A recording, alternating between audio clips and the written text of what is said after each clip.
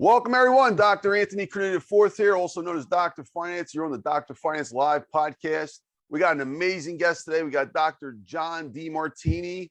Dr. John is one of the leading role members of the movie The Secret. He's got so many amazing accomplishments, so many books. He's an authority on many areas of the brain mindset and many different things. So I want to give Dr. John a warm welcome, folks. Welcome, Dr. John. How are you, sir? I'm doing great. Thank you for having me on your show. Thank you, Dr. John. All right, so Dr. John, as typical, we usually start out with a quick profile snapshot, maybe 30 seconds, and then we'll get into your story. You can tell your snapshot a lot better than I can. So can you tell our audience about yourself and maybe 30 seconds, and then we'll definitely jump to your story in just a little bit. I'm an educator, basically. I research, I write, I teach, I travel. I've been teaching. This is my 50th year of teaching. I started when I'm 18. I'm going on 68 soon. And anything to do with maximizing human awareness and potential, anything, the involvement of achievement in human beings, whether they be, business or finance or social leadership or whatever it may be, anything that allows them to excel. I've been involved in researching and doing what I can to teach. And I've been teaching probably 300 days a year, all these years. I keep a very busy schedule. That's what I do. I research, write, teach, write books, and consult and help other people do whatever I can to help them achieve whatever they want to achieve. Thank you, Dr. John. So, Dr. John, you're very well versed in many subjects. I really appreciate that. I was listening to an interview with Rob Moore that you did, and he was basically you guys were talking about being a polymath and and versus a specialist. So I love to dive into that conversation as we progress as well. So, but I love having someone that's well versed in so many different subjects. So, Dr. John, love to start out with just maybe I think the best way is chronologically. Can you take us through starting from where you're originally from? I was born in Houston, Texas in 1954. I was born with an arm and leg deformity and a speech impediment. They didn't know about my speech impediment until I turned about one and a half. And from 1.5, I had to go to a speech pathologist. I had to wear braces on my arm and leg from 1.5 to 4. I was told in first grade, when I finally got to go to elementary school, I was told in first grade I would probably never be able to read, never be able to write, probably never communicate effectively, not go very far, not to amount to much. But when I got out of my braces, I just wanted to run because I was constrained for so long. So I ended up getting into sports. And the sport that I really took off on was first baseball, then surfing. So by the time I was 13, I started surfing with 9. Texas wasn't the surf capital. You had to have a hurricane to surf there. So at 14, I hitchhiked to California. 14, I went down to Mexico also. And then 15, I made my way over to Hawaii, and I lived on the North Shore, first under a bridge, then in a park bench, in a bathroom, an abandoned car. I kept social climbing. And I was basically riding big waves. I got to ride, 40-foot waves in various places. And then I nearly died at 17. And in the recovery of that, I was led to a little class, a yoga class, where I met a gentleman named Paul C. Bragg, who inspired me to want to believe that I could overcome my learning problems and someday be intelligent, learn how to speak and read properly. And with his help and his inspiration, my life changed. And that was right November 18th, 1972, when I met him. And that was the night I had a dream to overcome my learning problems, someday be intelligent and become educated enough to be able to teach others, share with others, like this gentleman did with me that night. And that was the beginning of a journey that has led me now to eventually learning how to read with the help of a dictionary, and eventually trying to go back to school, which I did. I first failed, and then I came through it. I just didn't stop. I kept memorizing 30 words a day until my vocabulary was strong enough to pass, and practiced speeching with the help of my mom. And then I became a voracious reader and a voracious speaker. I just started every opportunity I could to speak and to learn. And I'm on that path now, 50 years. So I read every day, I write every day, I speak every day, pretty well 7 days a week, to this day. Here I'm, 67 going on 68. So it's been my dream to do that. And I've made a goal to travel to every country around the world. I've spoken in now 170 countries. And so I'm just to keep working on my goal. I want to get to every country. I still haven't got to all of them. So I've still got a few to go. Wow, that's incredible, Dr. John. And what are you basing your goal off? Are you basing it off of NATO's, the UN's country list, which I think is about 190 right now? Or yeah, there's 2 or 3 different lists, and some divide countries differently, but it could be anywhere from about 200 to 225 countries, depending on what list you look at. But I keep a record of all the countries I've spoken. I've spoken on all the continents, even Antarctica. Wow. But I keep a list of the countries as I go, and I've spoken in now 240 cities. 2,040 cities now. Wow. So I keep records of the cities because that was a dream. All the cities that I wanted to go to, all the countries I wanted to go to, and all the opportunities. So I keep records of that, how many speaking engagements and everything. Because it was a dream. So I always say, if you really have a goal for something, you metric it and keep record of it and look at what do you do to help you achieve that. So I'm a firm believer of that, and I just keep chipping away at it. I have some more this year. I'll hit some more countries, so I'm going to keep doing it. That is amazing. For a second there, your story reminded me. I had Jeff Hoffman. I'm sure you know Jeff from Priceline, was on the show a few weeks ago, and it was funny how he became successful. Was similar. Like, he actually had travel plans.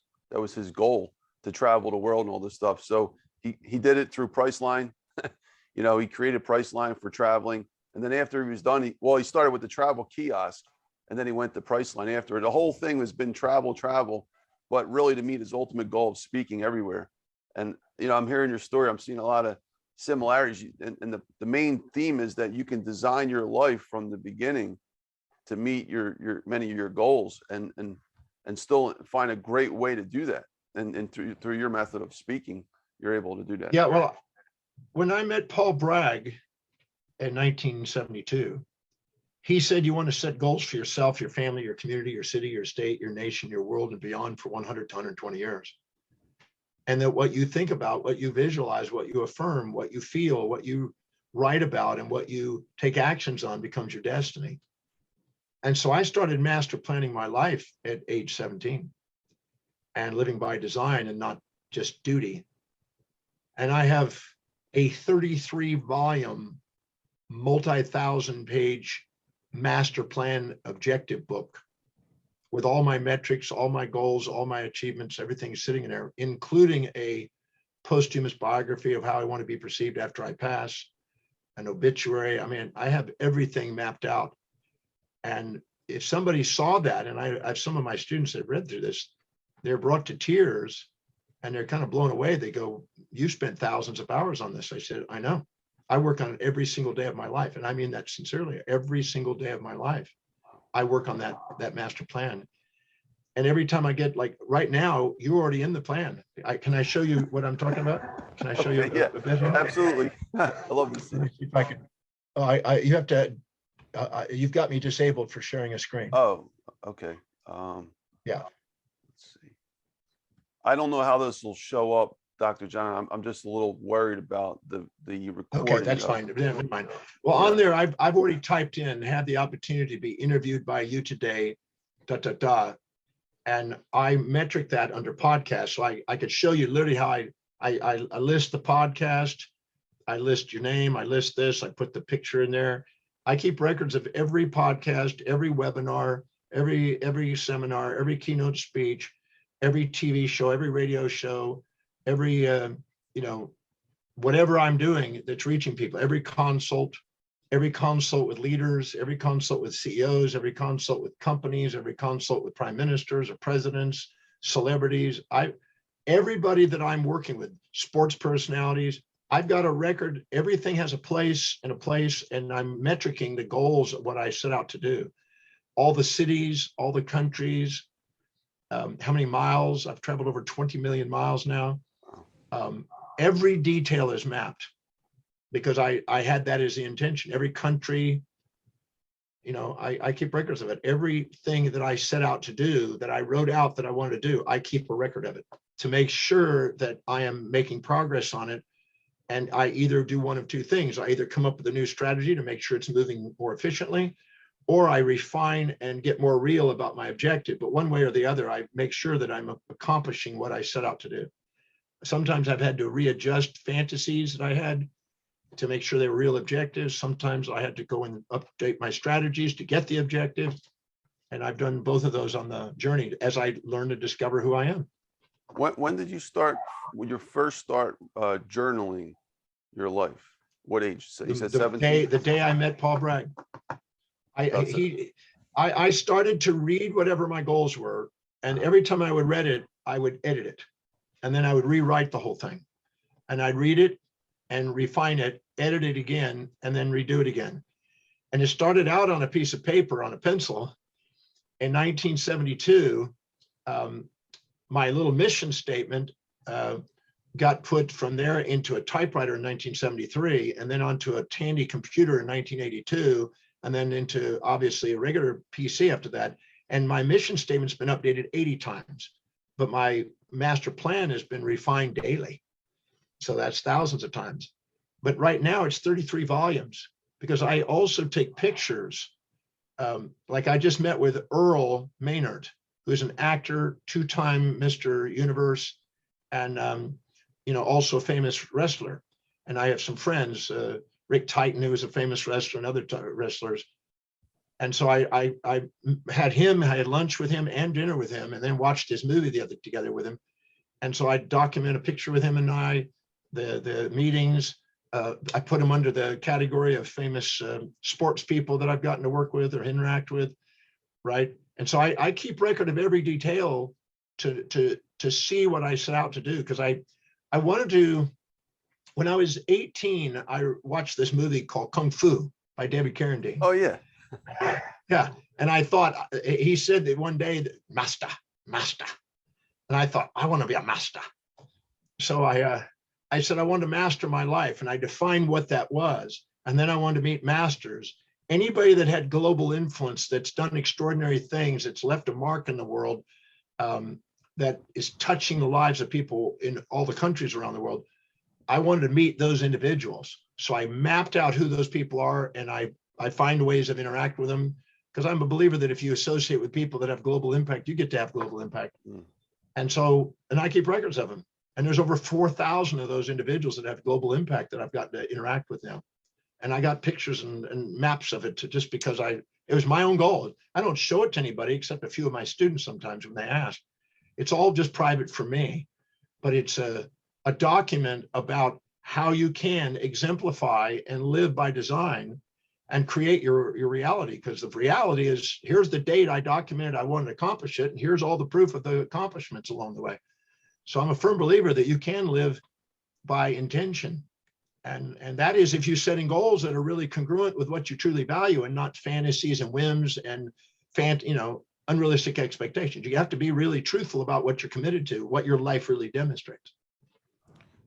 And Dr. John, I commend you on all this. This is incredible. And I as a writer first, before anything, I say that people who journal and do all that stuff from an early age really get what the whole purpose is, to organize your mind, to get thinking in the right way. So I know that I did this when I was a kid. I know that anyone who does this kind of stuff really can lead a great life. And I applaud you for starting very early. I want to look at the extreme end of this conversation, though. I had an interaction with a man when I was one semester at sea when I was younger. And I was traveling. This guy was from India. We had about 600 students, 300 crew members. They were mostly Filipino. And then we had lifers, they were called, and then special guests like yourself would be invited to the boat. And a guy who was from India, he was a special guest. He came in and this guy traveled the world like all the time, constantly, like yourself. And I found it very interesting. He walked with no shoes, and he said he never took pictures. And I said to him, I said, why don't you like to take pictures? Why don't you take pictures? We're seeing incredible stuff. He goes, I stopped taking pictures 30 years ago. He stopped recording his life because he felt it was kind of not wasting, but he could have been doing other things with his time. He'd already got to the point in his life where it's a tipping point where any more pictures or note taking really impedes on the journey. Do you think that might ever happen for you? Where, like, I mean, if you spend like even an hour a day doing this stuff, when you're already at that level, you know yourself. Would you see that you could have gained that hour and made it more useful doing something else, since you probably passed Well, that?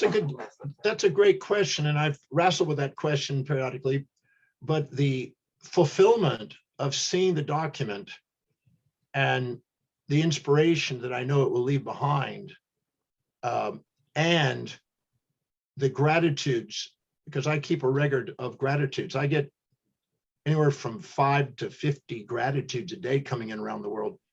And I also keep records of those. Now I have somebody help me on that, but those are inspiring to me. You know, you want to make a difference. And I think when you get somebody sending you a letter that said, you know, my business is now the $1 billion mark or something like that. We started out at $500,000 and now we're at $1 billion. Or you have somebody that says, you know, I've now produced 4 movies with the people that I always dreamed about being in the movies with. Or somebody says, you know, I just got the gold medal or something. Or somebody said, you know, I just had the baby that I was told I would never have. When you get that, it gives you tears in the eyes of gratitude. I don't want to I don't want to miss out on capturing that. That's too important to me to capture those moments, because those fuel and inspire me to continue being of service. And I don't know, I mean, he may have a different need. He may have different objectives. For me, that's part of the fulfillment of my life. So I consider that as a you know, important to be able to document that I am making a difference in the world. It's one thing to set the goals and achieve it, but to actually see the difference you make and get the feedback that you're making some sort of contribution, to me, that's fuel. That's worth the time spent to me. Everybody's got different needs. He's not wrong or right, I'm not right or whatever. It's not a moral issue. It's just whatever it is that fuels what's important to you in life. That's a brilliant response. Thank you, Dr. John, because I actually wrestled with this question myself. And I stopped journaling a long time ago, almost exactly the same time I wrote my first book. And I guess that's where I started pouring my energy. And I said, I'm going to write for the world now. So, but thank you, Dr. John. Appreciate that. Love to jump back into your story. So what attracted you to surfing so much? When I was 9 years old, my uncle and my parents, his family, my mother's brother's family and our family went down to Freeport, Texas. And they rented some surfboards. And for some reason, I don't know, I got up on the surfboard, the very first wave, and rode the surfboard. I didn't know. And they go, how on earth did he know how to do that? I just rode the surfboard and rode this wave. And it was just like natural. And for some reason, I had this skill. I don't know how to say. I had good balance. I guess because of wearing braces as a child and fumbling over, I made it a point to learn how to run and learn how to balance myself, because I didn't like falling over when I was a baby. And so I then realized that if I was going to go surfing, Texas was not, you had to wait for a hurricane to surf there. So California was the surf capital and Hawaii was the surf capital. So I had a dream at early 14, really before that, 13, I had a dream. I'm going to find a way to get to California and go to Hawaii. So I hitchhiked at 14. I was already a street kid by then. I hitchhiked at 14 across America over to California and down into Mexico. I snuck into Mexico illegally. Those days it wasn't too hard. There was no wall by Trump then.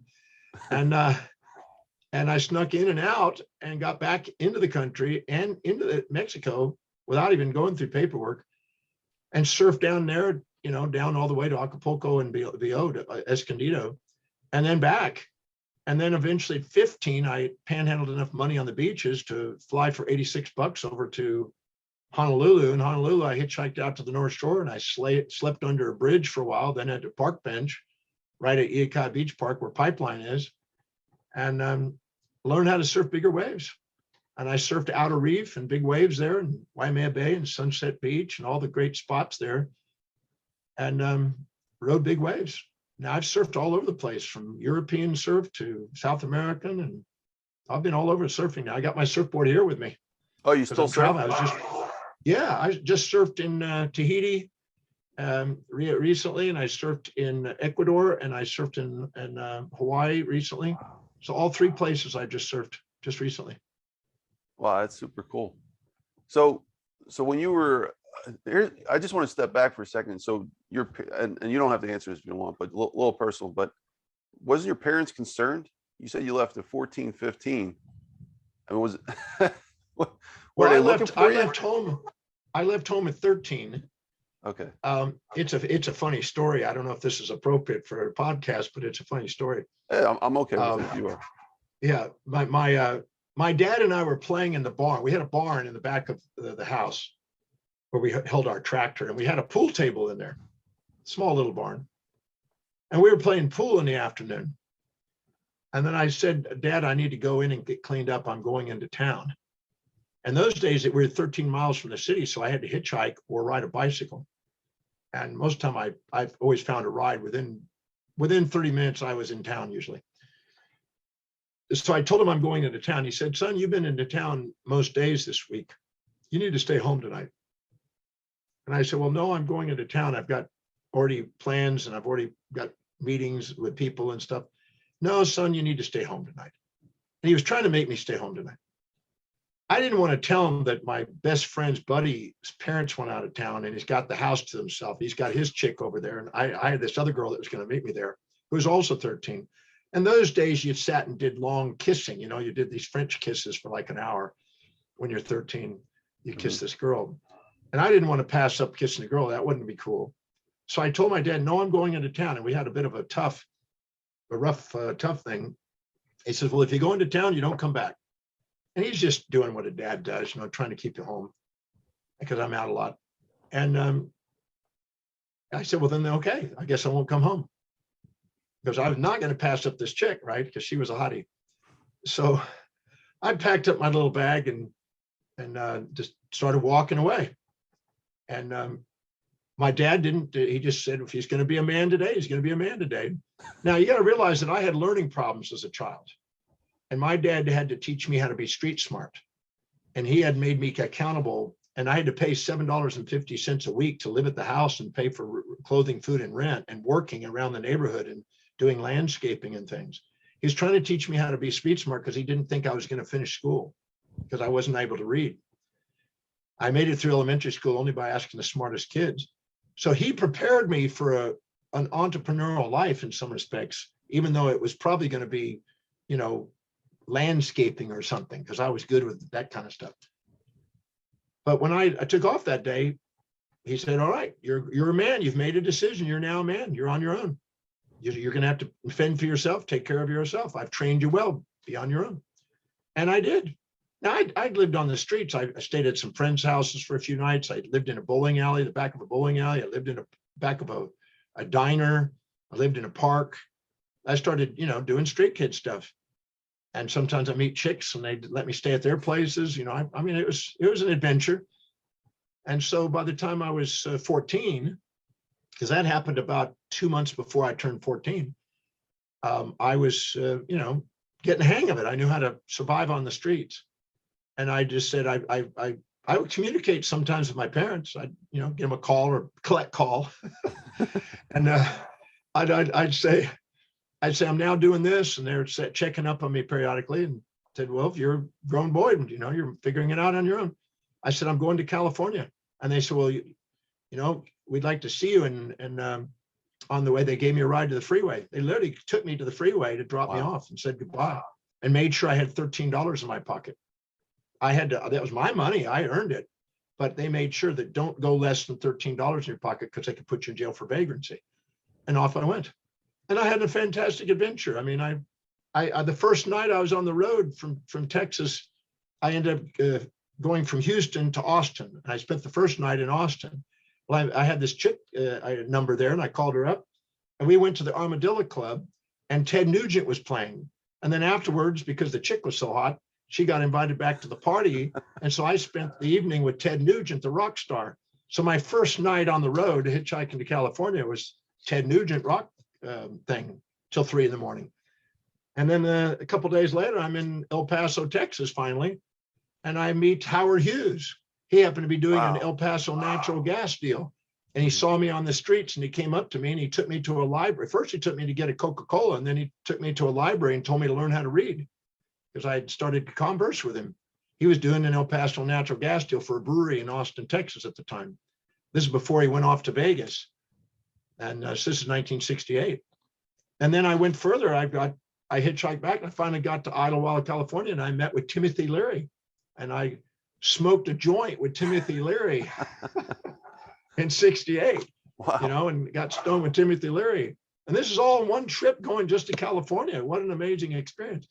And then I finally made it to the beach of California and met this 27-year-old chick that let me sleep and stay with her. And it was an adventure. I mean, I'm not a victim of history. I'm a one that takes whatever happens in life, you use it to your greatest advantage. And then eventually I made enough money panhandling on the beaches there. And I flew from there to Hawaii when I turned 15. And that summer I went down to Mexico. And what an adventure down in Mexico. I almost got stabbed and killed a couple of times, but that's for another story. But yeah, I had a very adventurous life. And then I, at 17, almost died. And that's when I ended up being led to the thing where Paul Bragg was speaking. So I had many close calls, amazing adventures, also some challenging moments, and, on the edge.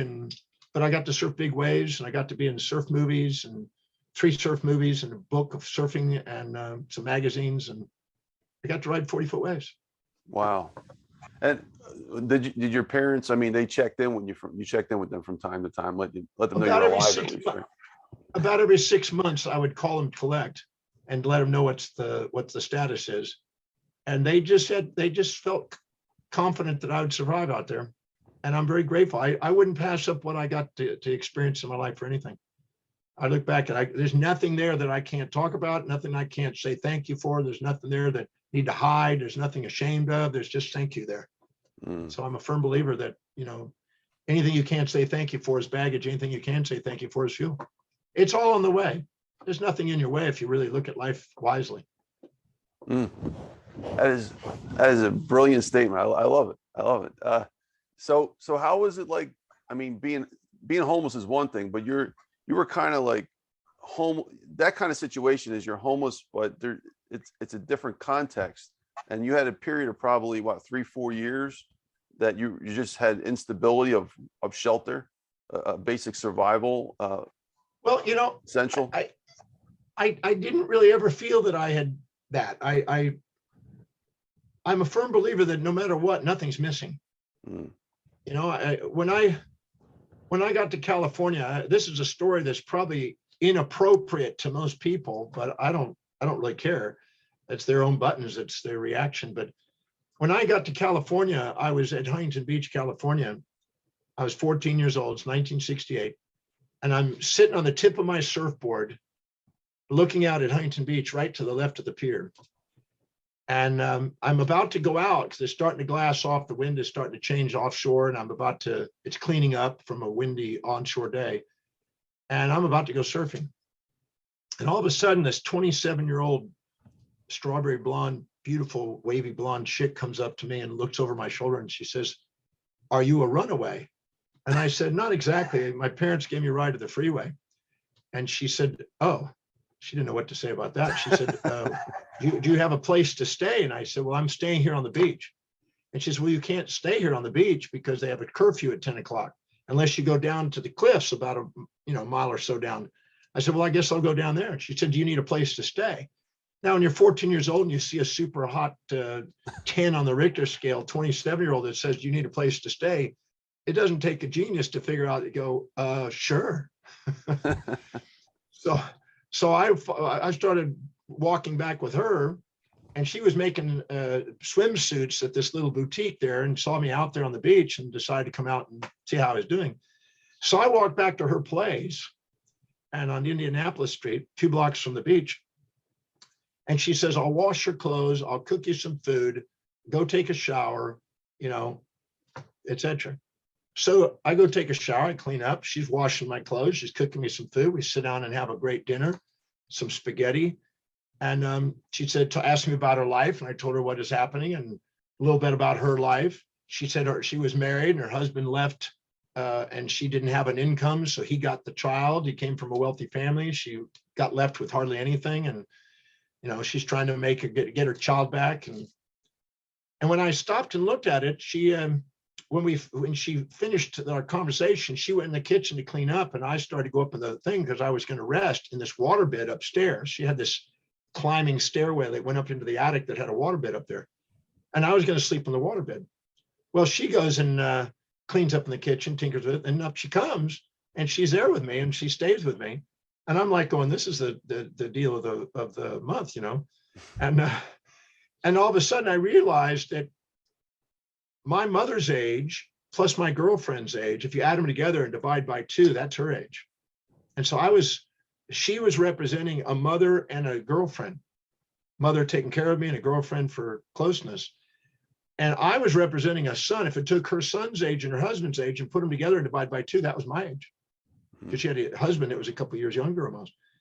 And what's interesting is I was getting a mother and girlfriend. She was getting a son and husband, and there was nothing missing. And I learned at that moment, you know what, that's interesting. And then when I moved away from her because she was raising enough money to try to get her son back, she wanted me out. So when I did, I moved into living behind the Golden Bear, which is a nightclub there. And Buddy Miles and B.B. King and all these people used to play there, and they'd come outside in the back, and we'd have pretzels and nuts and a drink or whatever in the back. And I was living on a pallet back there. And the girls that were the night, what do you call the waitresses, became mothers, and B.B. King and them became fathers.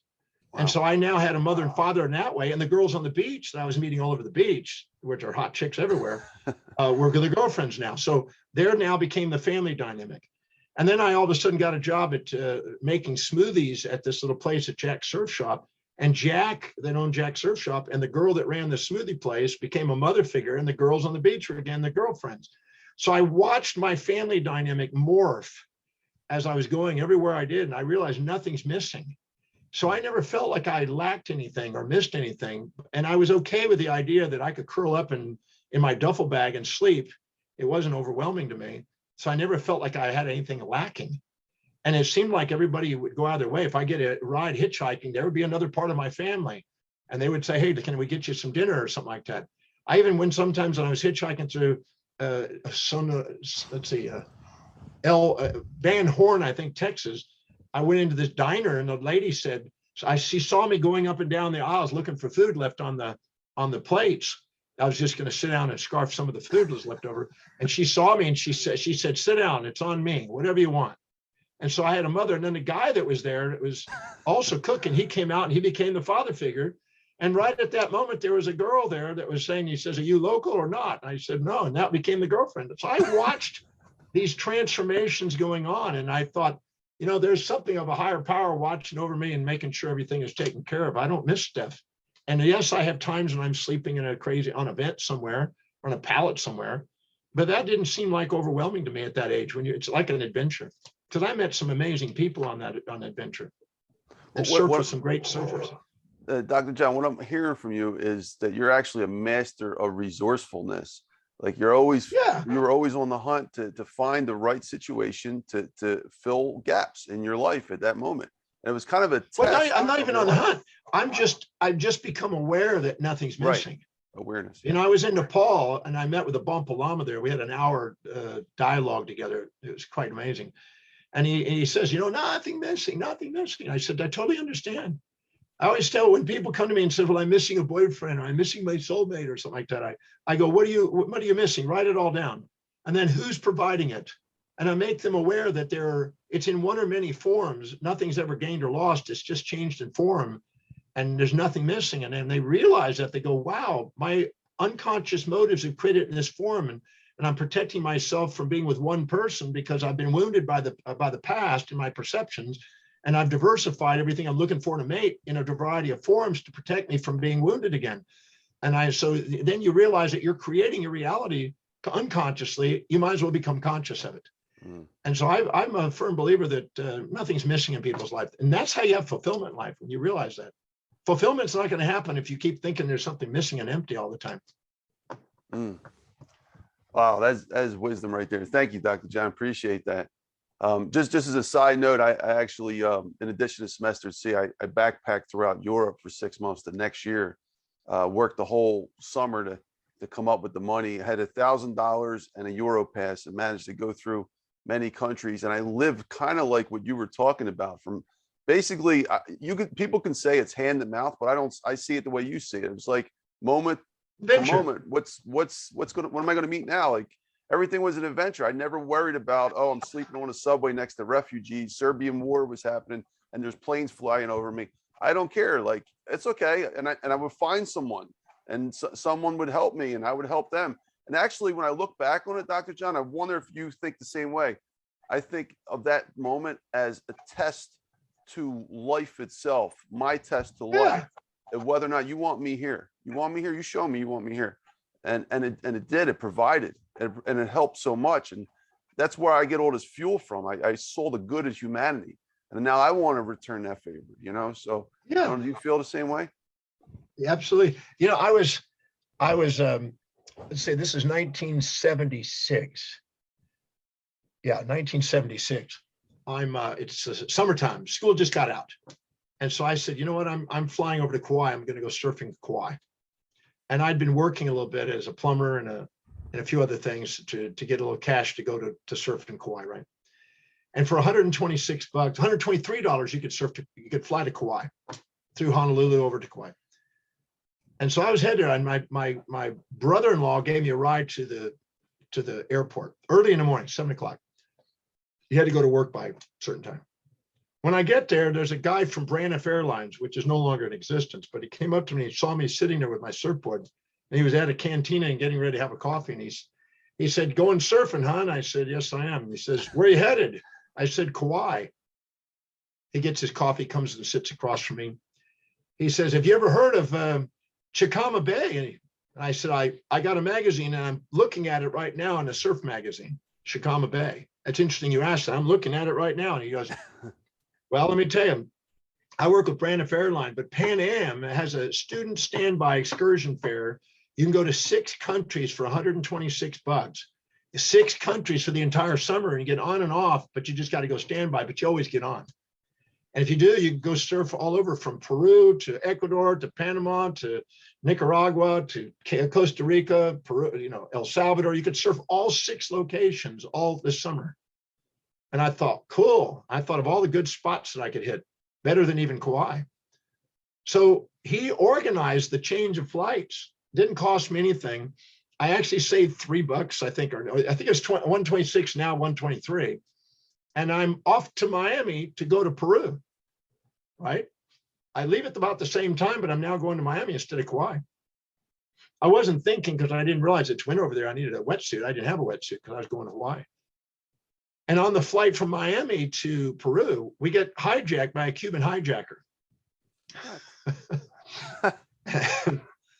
They hijacked the plane? We land, in the plane. So he had some dignitary up in the front area. I was the riffraff in the back, just a hippie kid.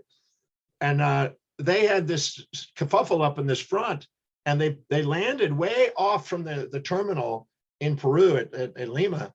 And we got surrounded by army jeeps with machine guns around us. Wow. And we're like going, whoa, what's going down here? We could hear the yelling up in the front. And finally, they let everybody off the plane in the back stairwell. They brought that. And we all got off and grabbed our stuff and had to walk about a half a mile to the terminal. And we're watching this whole thing go down, and they were sitting there, and they had them ransomed, I guess, these dignitaries. That's what they wanted. And they wanted the plane. And so I was watching this through the airport when I get to the terminal, and in those places, there wasn't a lot of checkpoints. You didn't have a lot of, I didn't have a passport even. You just went there. And I'm looking out the window, and this guy taps me on the shoulder. He says, you a surfer, huh? And I said, yeah. He says, I hope you got a wetsuit. And I go, well, I don't. And he said, well, how did you come down here without a wetsuit? I said, well, because I didn't know I was coming down here and it just kind of happened. He says, where are you staying? I said, I have no idea. I don't know anything about this city, Lima, Peru. He said, well, I'm a surfer. If you need a place to stay, I can help you get a place to stay with some surfers. I said, that would be great. He said, if you need a wetsuit, I also got an extra wetsuit. He says, I get off at 5. If you can hang around here, I'll help you out. I said, fantastic. So the guy at 5 o'clock, I hung around the airport, right? And he gave me a ride. It turns out that he's the son of the governor. Wow. So I'm at the governor's palace. That's incredible. At the governor's palace. This Texas kid, it's hitchhiking. Dr. John, sorry to interrupt you. Why is there not a movie on you already?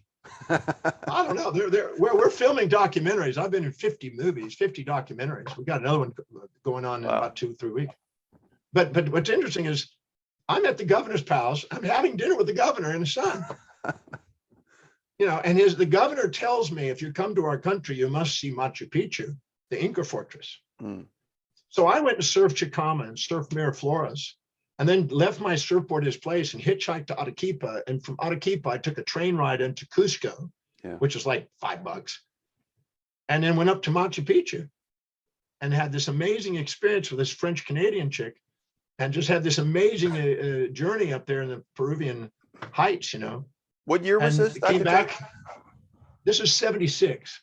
Wow. Because I've been to Machu Picchu in the past decade, and, being there in 1976, that was not that many people really knew about that then. I didn't know about it. If it wasn't for the governor, I would never have known about it. Wow. But I later went again, and I proposed to my wife at the top of Huayna Picchu, right there. That's where I proposed. I said, if you climb this mountain, I'm going to give you a surprise. She knew what it was. She climbed the mountain. But anyway, then I came from Peru. I went to Ecuador, and I surfed in Ecuador. Then I'm Panama. I just left Panama the other day. And then from Panama to El Salvador and Guatemala and El Salvador, and then Mexico. And I got to surf 6 locations, and it was fantastic. And it never would have happened if I hadn't have been spontaneous and resilient and adaptable to whatever happens. Let's go for the adventure. Yeah, and it all began in chaos. If you think about it, it began in chaos. Your plane was hijacked. Yeah. If it wasn't hijacked, none of that would have happened. No. I always say that everything in life, there's 7 questions you want to ask yourself. What is it I would absolutely love to do in life? How do I get handsomely paid to do it? How do I become a multimillionaire doing it? What are the highest priority actions I can do today to move me in the direction of achieving it? What obstacles might I run into? How do I solve them in advance? What worked and what didn't work today? Reflect. How do I do it more effectively and efficiently tomorrow? And how did whatever happened to me today, no matter what it is, supportive or challenging, how did it help me move one step closer to my dreams of achievement? And if you ask those questions, life is on the way. It's never in the way. You're not a victim of history. You're a master of destiny. So I'm a firm believer in asking quality questions, because the quality of your life is based on the quality of the questions you ask. And if you ask the questions, how can I afford to live and do this? You're going to be in debt. How can I get paid handsomely to do what I love? You're going to end up being prosperous. It's all the way based on the questions, because the questions make you conscious of unconscious information that you're overlooking. That's beautiful. Well, thank you, Dr. John. Your story is incredible. Maybe you want to wrap it up, maybe a minute or two, and then I got a whole bunch of questions for you. Figure about a minute to each too. And those questions will touch on different other aspects of your life. So we won't miss nothing. We'll talk about the secret. We'll talk about the world ship and your the DeMartini Institute. So some of those things will be covered in future questions. Okay. So you want me to say something for another minute? Oh yeah. So basically, maybe you can summarize the remainder of the story after. Well, did you wind up going to? Did you get educated to go to universities and stuff? I ended up first taking a GED, high school equivalency, because I never finished high school. Somehow I miraculously passed that. I tried to go back to school. I failed. I almost gave up on being a teacher. I was really distraught. My mother saw me crying in the living room when I failed my test. I got a 27. I needed a 72 to pass. I got a 27. And then I was really sulking, and she said, "What happened, son?" I said, I guess I don't have what it takes. I guess I'll never be able to read, write, communicate, and amount of thing, never go very far. And I restated what my first grade teacher said. And she said to me then something that only a mother could say. She said, son, whether you become a great teacher, hitter, and philosopher like you dream, whether you go back to riding giant waves in Hawaii, or whether you return to the streets and panhandle, I just want to let you know that your father and I are going to love you no matter what you do. Oh, that's good. When she said that, that was so profound. My hand went into a fist. I had this determination. I said, I'm in a master's thing called reading and studying and learning. I'm in a master's thing called teaching and philosophy. And I'm going to do whatever it takes. I'm going to travel whatever distance and pay whatever price to give my service of love across this planet. I'm not going to let any human being on the face of this earth stop me, not even myself. I got up, I hugged my mom, I went in my room, I got a dictionary out, I started memorizing 30 words a day. Wow. And I did that until I had over 20,000 words memorized in my mind. And that allowed me to go back to school, finish, graduate with honors, and excel and start teaching. By the time I was 18 to 19, I was already having students. By the time I was 20, I was 20, 21, 22, 23. I had anywhere up to 100 to 400 students every day sitting around me in the outdoors under the trees, gathered and asking questions. It was amazing watching it grow. What was that for, though? Was that out of a university, or was it a program? Yeah, at the University of Houston. I was doing yoga under the trees, and people started watching me because not everybody was doing yoga in those days. And I was, and people were gathering around. They started asking me questions, and as they did, people were going, "What's going on over there?" And they just started gathering. And every day, a gathering would come. And most of the time, it was about 100, 125, 150. Some days it would swell up to 500, 400. Sometimes more, because people would go, "What's going on? It looks like something's happening over there." And they'd come over there to watch. And I just started answering questions and teaching and sharing whatever I was reading for the day. And I was literally reading at a fast pace by then, learning how to read faster and faster. So I became a polymath over time and read 30,000, 600 and now 15 books, I think, 14 books, something like that. Wow. What do you read? One book a day? Oh, I used to read 4 to 7 at least, and on the weekends about 18 to 20. I used to buy 40 to 70 books a week on average. Once I learned how to gather and read faster, I was reading a book somewhere between 45 minutes and an hour, depending on the size, of course. So I did a lot of reading. I still do a lot of reading, but now it's a lot online. What kind of books do you read? Fiction, nonfiction? No, I rarely read fiction. I read classics. I want to know, I set out to want to know the most universal laws that apply to build a foundation of knowledge on. So what I did is I took the greatest leaders in their fields, the founders. Like if I want to study magnetism, I go to Gilbert, right? If I want to study electromagnetism, I go to James Clerk Maxwell. If I want to go study gravity, I start with Newton and go to Einstein, right? And quantum gravity theorist. I wanted to go and take every ology, every discipline, and find out the founders of it, because they're the most innovative, creative, and unborrowed visionary individuals, and devour their literature and then bring it forward through time to today, and put my stand on the shoulders of these giants, and then find the common denominator in all the laws and principles that they portrayed. And that's the body of work that I've been standing on. So I've read classics. I've read all the great philosophers, Eastern, Western mystics, the theologians, 3,000 religions, scientists, every Nobel Prize winner and their writings. I mean, I've devoured everything I can to put in my head. My favorite 2 books are Syntopic Volumes 1 and 2 by Mortimer Adler, by Britannica series. They're the 2 greatest books. I tell anybody to get a PhD on life and go read those 2 books. It's a fantastic set. Syntopicon Volumes 1 and 2. Fantastic piece. And listen to one of your other interviews. I think you would appreciate this. My last book, The Survival of the Richest, was actually, it was a whole bunch of arguments that I put together: biology, economics, finance, tied it all together, survivalism. You think you're one of the only other people, besides myself, probably a handful of people exist, that read Herbert Spencer's books. So what's your thoughts on that? And why is it in obscurity now? I had a hard time. I had to get that book. I had to read that book to write a title like I did. Herbert Spencer was a polymath. He's a polymath. He tried to put together a universal scheme on sociology, on physiology, psychology, economics. He tried to put a massive compilation of disciplines together and to try to make a universal thing, kind of a survival of the fittest model, and the people who are able to, go and do something extraordinary. So, yeah, Herbert Spencer. I just finished a book last year in October on about 300 philosophers. I summarized the writings of 300 philosophers, and I put together a big textbook, 1,000-page textbook on it. And he was one that I loved Herbert Spencer. I thought his genius was ahead of his time. Today it would be understood, but at the time he was out there. And yeah, I think that his constructs, I mean, that's where we got survival of the fittest. That's where it all came from. Yeah, I learned a lot from his stuff. I mean, he admitted in certain parts that he needed more improvement, but that's the I think the beauty of being highly intelligent, that you can admit, look, I got a big gap here in my knowledge. I'll work on it though. I'll figure out what's wrong, but I do need to improve on this certain area. And he was able to admit that. I don't use the word improvement. I never use moral language. I don't find that productive. Moral hypocrisy is trap people. I use, to expand my awareness, I use a quantitative terminology more so than a qualitative moral terminology, because improvement, disimprovement are kind of a misnomer, because there's so many different value systems out there. For instance, I was doing a seminar and this gentleman came to it, and it was about how to be more effective and efficient in your daily activities and produce more in less time. And he comes and he attends it and he goes back to work and he ends up producing more. He followed the principles. He started prioritizing. He started sticking to high priority things.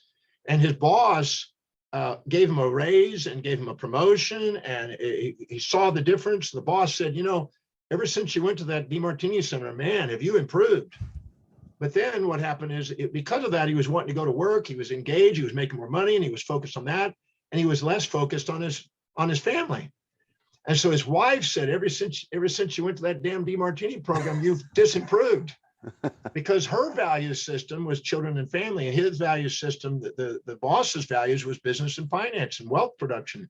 So he improved here, but not over here, according to those values. So I don't use the word improve. I found that that's a moral trap.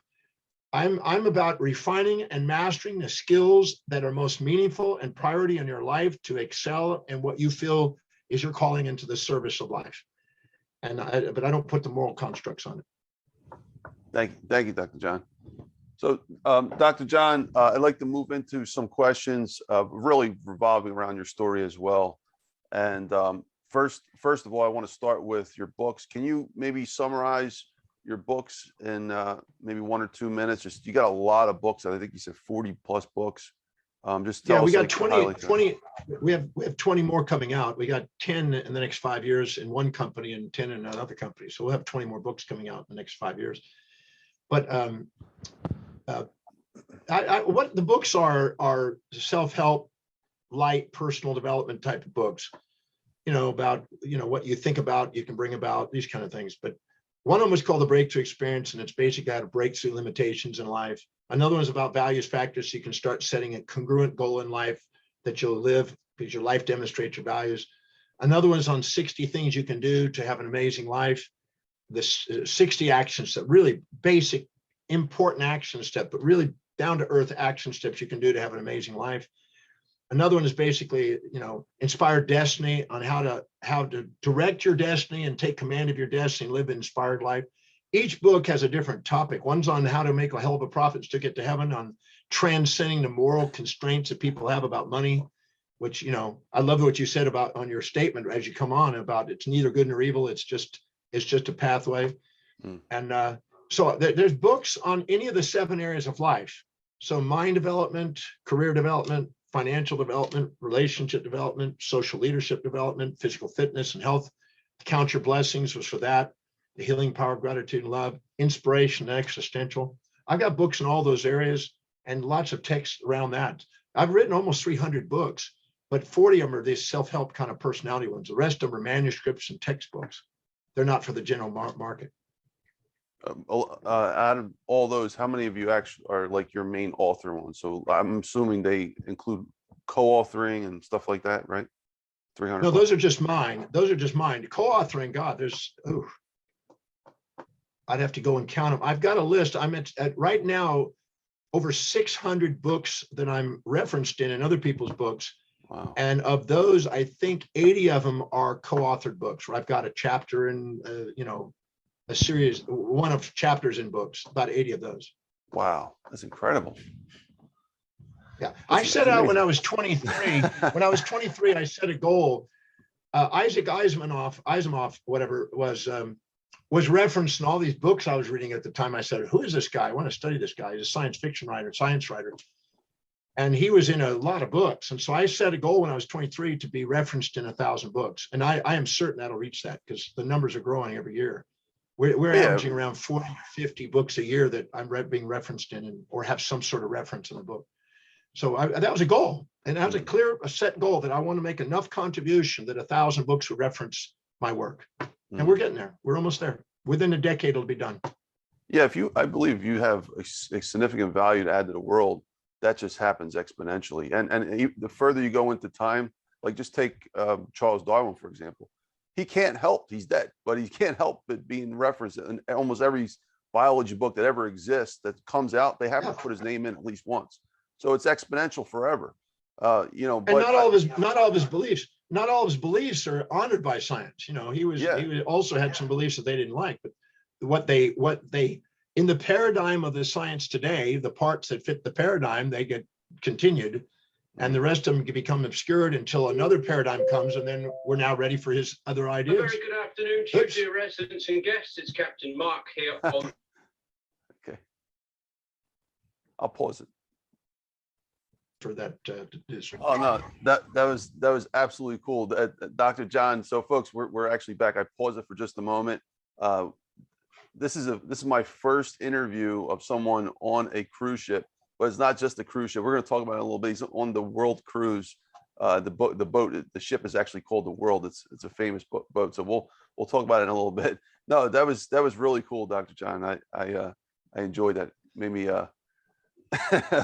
want to be there in some ways, and in some other ways, kind of very interesting situation. All right, well, thank you, Dr. John. So we were talking about your books, and I also like to. By the way, folks, if you're looking at Dr. John's video, that's the reason why you see a little slightly tilting back and forth. It's the beauty of being on a cruise ship. It actually has that natural. They call it sea legs when you get off the boat. So, Dr. John, you're part of the movie The Secret, an incredible movie that touched over 500 million people's lives. And I've had several other people on the podcast and Clubhouse stage from The Secret. Marie Diamond, Dr. Joe Vitale, Laura Langmeyer, Dr. Dennis Waitley, etc. And I'd love to hear your version of how does it feel to be a part of that amazing journey of the movie The Secret? Well, I'm grateful because I was called from the producer and director and the person Rhonda Byrne. They called and asked if I would be in this clip. And originally it was only going to be 6 people. And it was going to be launched out of Melbourne, Australia on Channel 9. And it was going to be February. But the Commonwealth Games bought out their time and overbid them. And so they changed it at the last minute and went to DVD, Bevitas DVD, and launched it and put all 33 people they interviewed into a new version of it. So the original Secret's never been seen. The original, nobody's seen it. I've seen the advertisement that I did for it, but I haven't seen the movie. But then they did a watered down version. They kind of watered it down and diluted it out a bit because it was a much more in-depth piece originally. They watered it down a little bit. But what the magnificent of that is it went mass market. And they did an amazing job at the marketing of it. And it caught threshold and it just kept going. And they say 500 million people, but I have a feeling it went more than that because there's more than 500 million people, I think, that's watched it. And maybe initially 500 million, but I think more than that over time. So it reached a lot of people, and I'm very grateful because I got to go in there and clarify anything that wasn't clear on the movie. I think almost every one of them did the secret behind the secret left out of the secret shows. And we all gave our bits and pieces of what we would like to have seen in the movie a bit more. I would love to have seen a little bit more action and a little bit more grounding, but still it didn't matter. It's the idea of giving people the idea that they have the power to create their lives. That's the theme of it. That you can take command of your life. And I think that's a great message. But some of the things in the movie I thought could have been, polished up a bit. Let's put it that way. But I'm very grateful for the opportunity. I met some great people out of it, and I got a little bit of boost. I was speaking 350 days a year before that came out because I have a busy schedule, but it jumped up to 426 speeches in 1 year and 1,000 interviews in 2007. Now, that was a big spike. So it definitely catalyzed a spike temporarily, and then went back down to around 380 to 350. I still do around 350, sometimes 330 to 350 per year. So I'm doing a lot of presentations. I got, this is my third today. I've got 3 more today, and I've got a big talk tonight. I did a talk to 2,000 women right before I got on with you. So I'm constantly speaking and constantly doing interviews, and that's just part of what I do. But the secret definitely assisted in that. Thank you, Dr. John. Appreciate that. All right. So Dr. John, next question. How do you have time for so many speeches and interview, which really ties in what you just said? I mean, I can't, can't wrap my head around it. It's just an amazing schedule. And you're writing books, like an immense amount of books. It took me 10 years to write these 3 books on my wall, by the way. So I have no idea how you're writing so many books. It's incredible. And then speeches and all that. I wasn't even doing speeches then. Well, the way I'm doing the books now, the people that did Think and Grow Rich contacted me recently, and they saw one of my programs with Nightingale Conant on financial wealth package or something that was out, and they liked it, and they said, we would like to talk to you about doing a deal with some books. We'd like to do a 10-book deal. And I said, okay, what's the deal? I said, what we want to do is we've been watching your YouTubes. We watch hundreds of your YouTubes out there, and we'd like to take the YouTubes and get them transcribed and turn them into books. And I said, well, that sounds like a great idea. And so if we sent you a royalty, can we do that? And you get the final edit on it, get to make sure it's to your satisfaction. Okay. So I'm just researching, writing, and teaching, and then that's being transcribed, and then that's being turned into a book by a professional editor. So, and then I'll do a final overview on it, and I give them a series of criteria of do's and don'ts about my writing. And it's basically my words. It's just my presentations cleaned up a bit. So that's these books coming out. But a lot of them I actually sit down and typed. I sat down and typed, or I did an interview and we transcribed it, or there were live presentations transcribed and then edited and cleaned up. So I've done every kind of book, from me sitting down and actually writing and typing a book to doing live seminars and transcribing and then putting together and editing them to make a book, to doing interviews like the gratitude effect. There was a lady in Toronto that sat and interviewed me for a full day, a solid day. And then I sent her some audio cassette CDs. I guess they were called CDs, not audio cassettes. Some CDs on some other topics for chapters, like a whole chapter was a 2-hour CD, right? And she took those, transcribed those, and started melding those together and take my interview and put it together. And we created the gratitude effect that way. So I delegate as much as I can, but sometimes I still write. Now, the big textbooks I write because those are in depth, and it's not easy to find editors that can do that. Because sometimes I have an editor, but most of them that's been difficult because I'm writing a book on astrophysics, and one's on chemistry, and one's on quantum physics, and things on anthropology, and things on biology and stuff. And some of those are more in-depth things that a general editor have to be a specialist editor to comprehend. So I write those myself and then put those out. There's sometimes 500 textbooks, 1,000 pages in all, to put those out on those topics. So I'm constantly writing. Sorry to interrupt you. Do you schedule free time into your schedule, being so packed? Your schedule being so packed, do you actually say, all right, well, this 2 hours I'm going surfing. I got an hour at the gym. There's an hour with my wife. Here's an hour with my friend. Like, do you have to put that in? Because my wife passed away many years ago. I'm dating a girl who is absolutely stunning from Istanbul, who just left yesterday. She's in Barbados right now, about to fly to Istanbul. And so we rendezvous in romantic places as I travel around, and she gets on the ship, and I've been doing most of my stuff from the ship. But I delegate a lot of sleeping to other people. I figure that I'll just keep writing. They can do the sleeping for me. For 35 years, I did 4 hours a day on sleeping, and I've been doing fine. But today I sleep a little bit more, closer to the 6 mark. But that helped because I had a very busy schedule. I don't do a lot of wasting time. I mean, when I was told that I would never read, write, or communicate as a kid, and then I discovered I can, I figured I'm going to get to work. I don't I don't go around. I don't live to eat. I eat to live. I don't just socialize for trivial things and just party or something. If I'm going to socialize, it's going to be meaningful.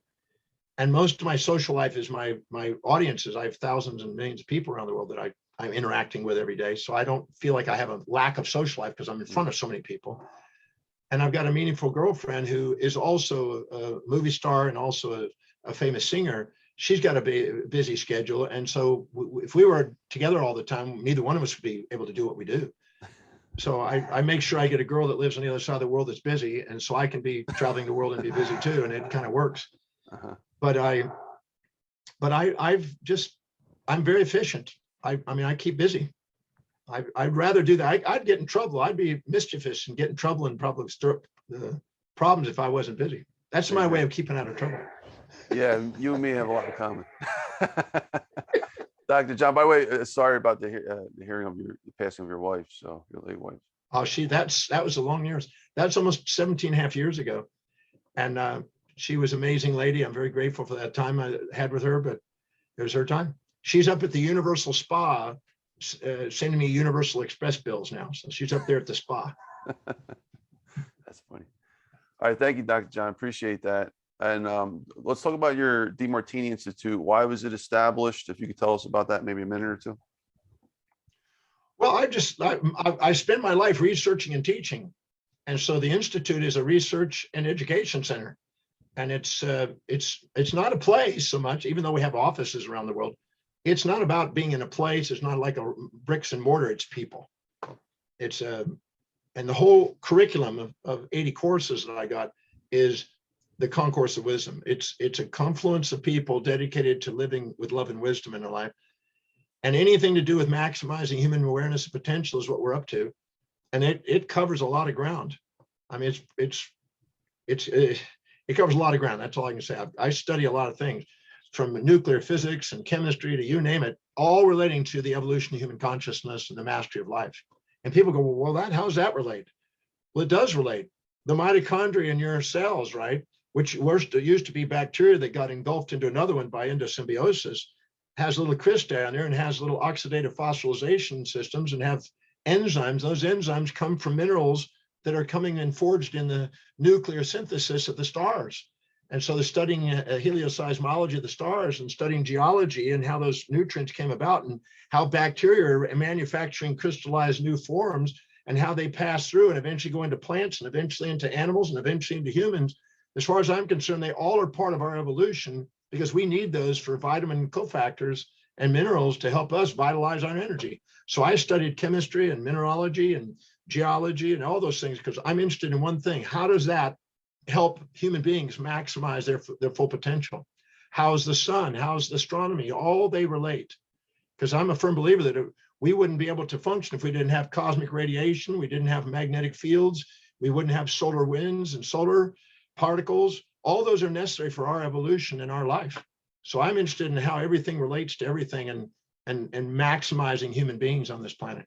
So I don't have any ology and discipline that's not interesting to me. Mm. Yeah, just listening to Dr. John, it reminds me a lot of myself, and that's why I know there's just you've probably experienced some of the negative sides to what you just said. Growing up, people think that you're different. Like, why are you so interested in so many things? Why do you ask so many questions? Right? Like I can interview anybody and I'll enjoy it. Same way you think reading the books and stuff. I can interview the barber and the bus driver. I ask everybody questions, and it's always like, why are you always asking these people questions? Because I'm curious. I know exactly what you just said. Somehow this is all connected. And if we just find the right questions to ask, and it'll help us be a little bit better in so many different ways and closer to our understanding. I know you don't like the word improvement, closer to our understanding of why we're here and what we're doing here. So. Exactly. Well, when I was 18, I went to my mom and I said, first she came to me and she said, son, what do you want for your birthday? Because you're going to be turning 19. What do you want for your birthday and for Christmas? I said, I want the greatest teachings on the face of the earth, the greatest writings from the greatest minds who ever lived on the planet through history. And she goes, "You sure you don't want a t-shirt?" I said, "No, I want the greatest teachings on the planet." Well, she had a brother who was a professor at MIT, who was Uncle Ralph, we called him. And he, as a gift, sent 2 giant 6x6x6 foot wooden crates down to my parents' house. And they literally put down on a flatbed truck onto the ground. And we got a crowbar out. I opened it up and I carried thousands of books into my room and I just started devouring them. And one of them was a fantastic book by Leibniz. And Leibniz said, Gottfried Wilhelm Leibniz or Leibniz or whatever. And he says, he talked about in his Discourse on Metaphysics and his Theodicy and Monadology, these are the 3 books I read. He said that there was a divine perfection, a divine beauty, a divine order in the universe that few people ever get to know, but those that do, their lives are changed forever. And Voltaire said, he satired him with Candide and said, he's crazy. There can't be perfection in everything. What about killing and this and that? And was caught in moral traps. And he said, no, there's a deeper level. There's a deeper level of understanding. And so I want to know what that is because I want to grasp that comprehension. And that led me to studying thermodynamics and random behavior. What is randomness? What is chaos? What is order? And the definition of chaos or disorder is missing information. Mm. Claude Shannon did an information theory on it and showed it's missing information. It's the unconscious. Whatever we're unconscious of, we don't know, we call disordered. And Einstein said he never was satisfied with the idea that it's disordered. It's just the number of variables and factors are so complex that our mind hasn't yet come to that realization. Boltzmann said the same thing in his work. He believed that there was a hidden order in things. And so there's debates about this. You can take a pendulum and swing it. You can hang a pendulum off that and hang another pendulum off that and you get random behavior. But maybe it's random only because we don't know all the variables. Pascal believed that you could figure out those variables and there was a deterministic world and not a random world. Science wouldn't exist if there wasn't a deterministic world. Can't be just randomness, or there would be no reason for science. Couldn't have the laws of the universe. So I'm a firm believer that even though there's chaotic systems in chaos theory and in deterministic systems, I believe that there is also a way of probing deeper and finding new algorithms of thinking. And I created that for human behavior. I wanted to know everything that was considered random and accidental in human behavior. I wanted to find the hidden order. And I've been doing that now for nearly 50 years. And there is hidden order in human behavior that has been overlooked. And I love helping people see it because it brings them to tears of gratitude for their life when they see it. Speaking of bringing to tears, I just, I'm listening to you. I get very excited when I meet someone that has so much knowledge. It just, to me, it's just it's very comforting to know that other people exist out there that have the same desire to really dig and uncover the answers to extreme questions. Many times, I'm sure you live on the world ship, so you're probably amongst a lot of very highly intelligent people on that ship. But in normal, I live in a big city in Philadelphia. I mean, there's people that do the silliest things. They want to fight you over a parking spot. They want to kill you over a parking spot. You stop at a stop sign and they're ready to knock you out because you stopped a little too further than them. And it's the most nonsensical things.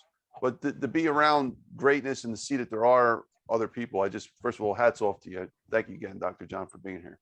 Yeah. By the way, I found out that I made a list of all the things that seem to be frustrating things in life, and I delegated them away. That's why I haven't driven in 32 years, and I don't have a car. Yeah. That way I don't have to stop at a stoplight and have to deal with the people in a parking. I don't do any of that stuff. So I have a driver. I hit a button, and the driver takes care of that. And I got a concierge for taking care of most of those things. And I got cooks and I got captains and I got it. So I learned a long time ago that if you're not filling your day with the absolute highest priority thing that inspires you, your day is going to fill up with low priority distractions that don't, and your life becomes apparent chaos when you don't prioritize. And the universe is creating chaos to kind of kick you in the ass, which I call awakened spiritual service, to get you back on track with what's authentic to you, what is really truly highest on your value and inspiration. So I look at it, I don't do anything but teach, research, and write, and traveling around the world. So everything is off my plate now. Well, just with that said, though, would you feel could be a fear to that? If you stop doing those things, would you be able to drive a car again, like as skillful as you was? I have no desire to. I have no need for it. There's Uber. Why would I drive a car? It doesn't make any sense. There's some guys got to have cars and garages with cars, and you want to drive fast. None of that means anything to me. I have no desire to that. I'd rather have a professional driver that knows what they're doing, that loves doing it. I want to surround myself with people that are inspired to do whatever I want to delegate. So they're inspired around me, and I'm inspired doing what I love doing. To me, that's way more proficient. That's beautiful. I love it. All right, thank you, Dr. John. So the DeMartini Institute. And the next question would be, what is the difference between motivation and inspiration? I know you're going to really love this question. You talk about it a lot. And one of the things that I like to start with, if you can define each one of those, because I heard you speak about it and it's brilliant, but I just want to make sure that we clarify exactly what you mean by motivation versus inspiration, because I know you have a philosophy on that, and we've got to understand the foundation first. Yeah, every human being, regardless of gender spectrum or age or culture, lives by a set of priorities moment to moment. This set of values, this hierarchy of values, things that are most at least important in life, is unique to them. It's a fingerprint specific collection of priorities. Whatever is highest on an individual's priority becomes more intrinsic, because you're spontaneously inspired from within to act upon it. Like a guy who's 12 years old and loves video games, he doesn't need to be motivated to do his video game. He doesn't need to be punished if he doesn't do it and rewarded if he does. He just does it. He's spontaneously, intrinsically called to act on his video game. I'm spontaneously inspired for 50 years to teach and research. So I don't need to be motivated. I don't ever need motivation.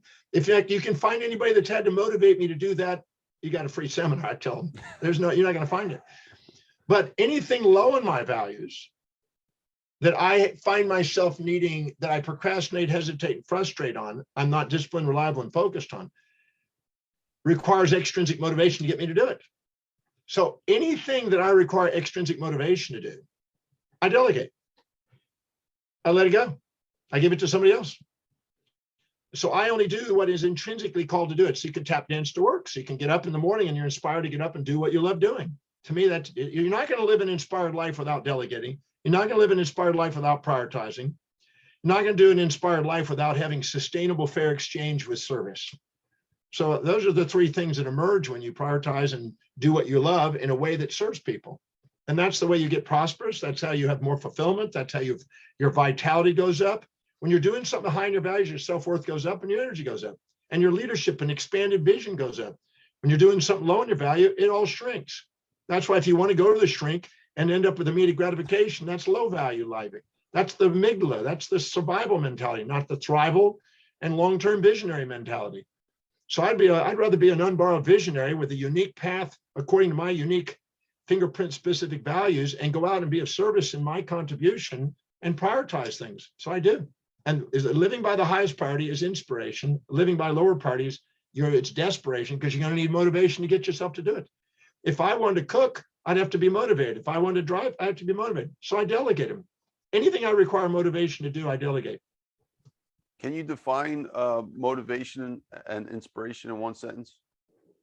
Very simple. Inspiration is an intrinsic drive. Motivation is an extrinsic drive. Motivation is persuasion and rhetorical persuasion, getting people to do something that they don't really want to do. I love it. I don't really want to drive. I have no desire to drive whatsoever. It was interesting, when I had my wife was alive 17 years ago or so, she went shopping one day and she bought a white and gold Rolls Royce. Okay. And she got this thing and she called me and she says, honey, and I said, yes, honey. She says, tell me you love me. I said, I love you, honey. What did you buy? I already know when you never ask that unless you bought something. She loves shopping. I said, what did you buy? She says, I got me a car. I said, well, you don't drive. Why did you get a car? I don't drive. You don't drive. What did you get a car for? I like the goddess on the front. There's a little picture of a goddess on the front of the Rolls Royce. She says, I like the goddess. And so I had to get the car to get the goddess. And I said, okay. I said, I bet it's beautiful. She says, it's beautiful. He says, so you're not upset? I said, no. I said, well, who's going to drive it? I said, I got a guy and he's going to drive it for us. And I said, so Bob is going to drive us, our friend Bob? Yeah, he's into cars. He'll take care of it. He'll drive us anywhere we go. Whenever we want to go, he'll just make sure he'll drive us. I said, okay, good. About 2 hours later, she calls. She says, honey. I said, yes, honey. She said, tell me you love me. And I said, I love you. I said, what did you buy now? And she said, I bought me a condominium. I said, you did? You got another condominium? And she goes, I did. I said, why? She says, because I like it. It's really beautiful. I said, okay. And I said, I'm sure that knowing you'll buy a condominium, it'll go up in value. We'll make a profit out of it. So I can't complain. She said, great, we got a condominium. We'll either stay there or we'll rent it out. And about 2 hours later, she calls, she says, honey, tell me you love me. And I said, why? I said, because I found out that the Rolls Royce doesn't fit in the parking at the place. So I had to get 2 parking spaces. Is that okay? I said, of course it's okay. I'm sure that'll add more value when if we ever sell this thing, I'll add more value to it. So we end up doing that. So we had a car that Bob drove us. And then when we weren't using it, we were not even in the country. He used it for weddings and he did other things for it and used it productively. So we made a profit on that and made a profit on the thing. And my wife just had this intuitive knack for getting quality pieces of property and buying things that would somehow go up in value. I was always amazed. I'm not a buyer of anything that goes down in value. I never buy things that depreciate. I go and buy things that appreciate because that way you get wealthier. That makes a lot of sense. That's a beautiful analogy too. Appreciate that. Where were you originally stationed? When you're not traveling on the world, back in Texas, you eventually settled back in Texas again? Or? No, I lived full-time traveling and lived in hotels for many, many years. I've had my ship for 20 years. I've been on this ship for over 20 years now. Wow. I bought 1 month after 9/11. We were living in Trump Tower at the time, and 9/11 occurred. And my wife didn't want to be in Trump Tower then because they put her on the streets. They wouldn't let people in. So she got a helicopter and flew to Philadelphia, actually, and then to LA illegally on the days you're not supposed to be flying, and then got a private service over to over to Australia, because we had homes in Australia. So she went there, and I said, well, look, I'm not going to be there but 4 times a year. We got to come up with plan B. And for an anniversary present, I bought the apartment on the ship, a condominium on the ship here, so we could at least see each other, because I'd be more likely to see her on the ship than I would in just Australia. So we rendezvoused. So I've been living on here for 20 years. Wow, that's amazing. Thank you, Dr. John. I just want to pivot back to our former discussion. That was a great analogy, by the way. After what you said, I wonder, like, are motivational speakers even necessary? I mean, using your template, right? Like, motivation's really, you put it on a downward, I guess, pedestal compared to inspiration. If you can get inspiration, it's more valuable. I believe that's what you're saying, than motivation. So why do we even need all these motivational speakers? And I got to put this in context for you to answer the question. I was a university professor for 10 years before I really got into this branding stuff. And this whole self-help is new to me since Clubhouse. I didn't really get into the depth of the self-help community and meeting all these fantastic people. But a lot of them are motivational speakers. You know, Les Brown, I mean, so many of them, they call themselves motivational speakers. Was this even necessary? I mean, if you use that context, that paradigm? Well, I don't use the word motivational speaker. I'm not a motivational speaker. A motivational speaker is somebody that persuades you to do something that you're not intrinsically driven to do. So I have no interest in that. I don't like to call myself that. People somehow unknowingly say that about me because they don't know what I do. But I don't call that. And I don't think that all the people that are labeling themselves motivational speakers are necessarily doing that. Some are very educational oriented and sharing great wisdom and helping people, but they're sometimes labeled and put in that box called motivational speaking. I wouldn't call, Dennis Waitley or Brian Tracy really a motivational speaker, for instance, but they've been at it a while. They're more educated people, and they're inspiring, and they're teaching people how to practically live their lives, and that's education. But motivation is a kind of some persuasion to get you to do something that you've been sitting on your butt not doing. But the problem is that they may be getting you to do something that is important to them, like buy their products, instead of actually go do what is intrinsically called to do. So I'm interested in educating people on how to live an inspired life and live by priority. So there's no requirement for motivation on the outside. It's purely inside, and you've freed yourself up. But if you don't delegate, you're going to need motivational speaking. So do they have a purpose in the world? Absolutely. Companies that don't have highly engaged people need motivational speakers temporarily as a little boost. But if you hire people properly and get people that are engaged, and the higher the engagement, the less need for motivation, because they're intrinsically called to do what they want to do. I'd much rather surround myself with people that love doing what they do, than me having to motivate people to do and push people uphill all day long. I couldn't do I couldn't live my life the way I do, inspired like I do, if I had to be motivating people all day long. So I have no desire to motivate you to do anything other than to find out what's important to you intrinsically and structure your life accordingly so you don't need motivation. That's beautiful. I love the way you put this. This is a very different way. I've never heard it put like this, but it's true what you're saying 100%. You can get people to go a lot further if you can make them want to do it and find that rhythm inside. I don't even want to make, they already deep inside, see, your life demonstrates your values. You're already intrinsically driven to do it. Except what's happening is you're comparing yourself to other people, injecting the values of other authorities that you've given power to and minimize yourself to.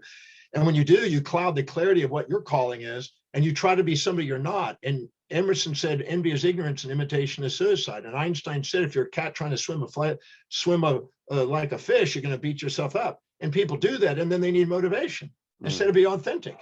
Everything in life is creating symptoms to get you to be authentic. And what's authentic, your ontological identity revolves around what you value most. That's why I want to find out what is most intrinsically valued by the individual and structure their life according to that. And it makes a huge difference. Their vitality goes up. Almost everybody that's living that way lives a different life. I had lunch here and dinner the other night with Earl Maynard. I mentioned him, I think, earlier.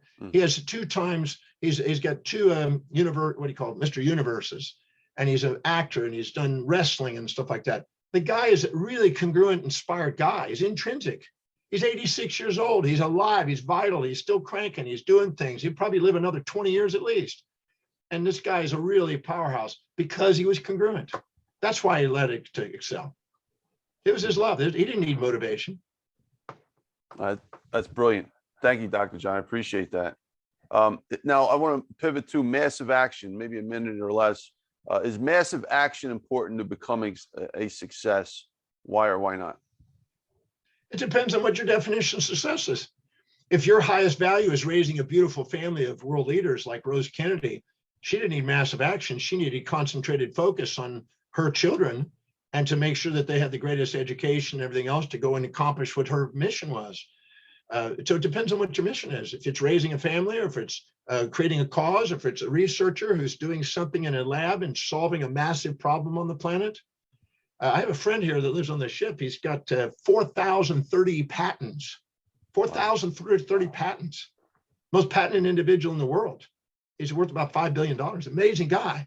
Okay. He concentrates on what he does every day. He does targeted action and surrounds himself with people that do the massive action. But you may actually be doing one thing. It depends on your values. I don't ever want to say, if you don't do this, you're not successful. I think that's crazy. Everybody has a definition of fulfillment in life based on their hierarchy of values, whatever that may be. And I know people that they want to raise a beautiful family and take care of one amazing child. I know a lady that had a child that had an autistic child, and her whole life is about that autistic child. And that child has done extraordinary things because of it. So I don't want to put a box about what success is. I don't even like the term success. I like an individual is fulfilling what inspires them intrinsically, and they're doing what they love, that make a contribution to the world in their level of expertise, whatever that is. But I don't want to say, if you don't do massive action, you're a failure. I don't think that's a smart thing. So maybe not massive action 100% of the time, but definitely, would you agree, you have to take some kind of action 100% of the time? Well, it depends on your goal. Like me, if I want to reach the world and reach billions of people with a message, it's going to take massive action. But if I'm going to raise a child, that may not take massive action.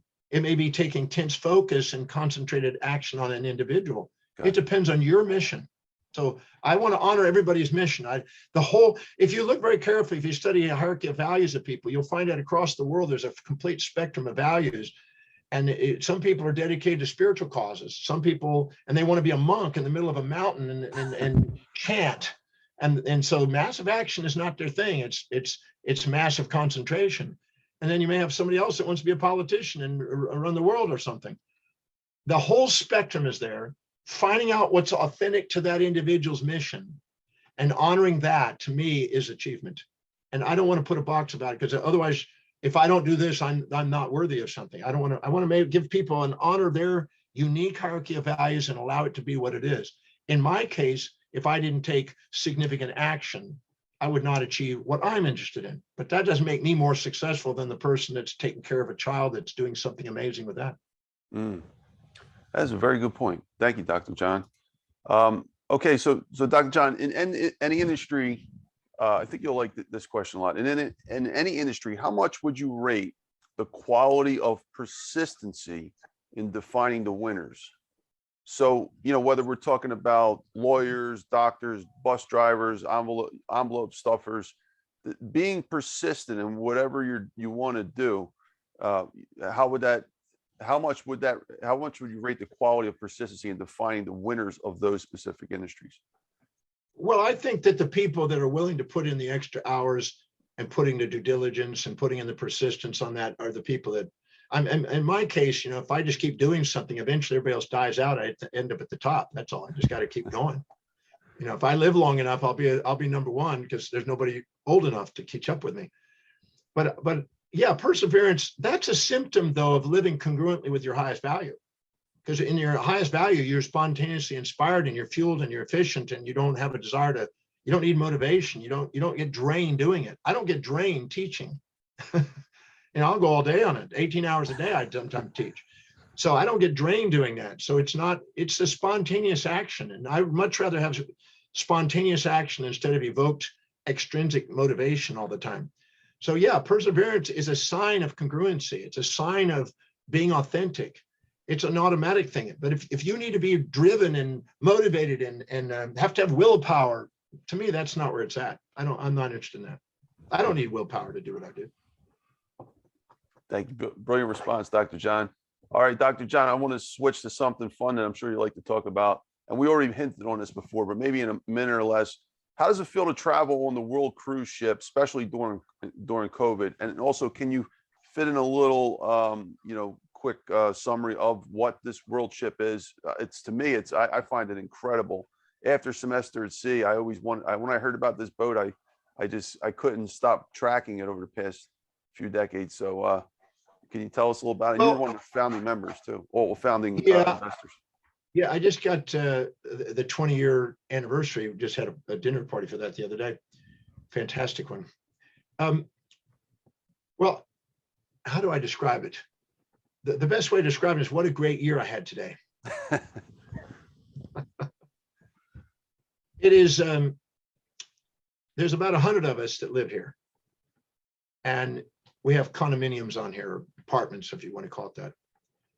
And they can be from small apartments about the size of good size hotel rooms to 6-bedroom homes.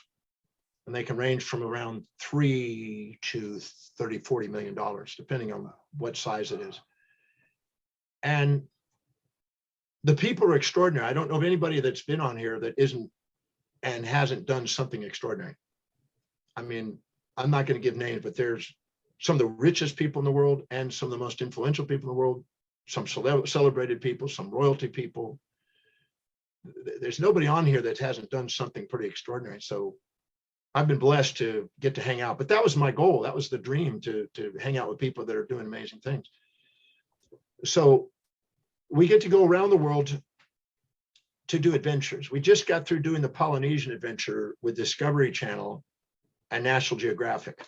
So what we did is we did two expeditions to Polynesian. Well, here they are.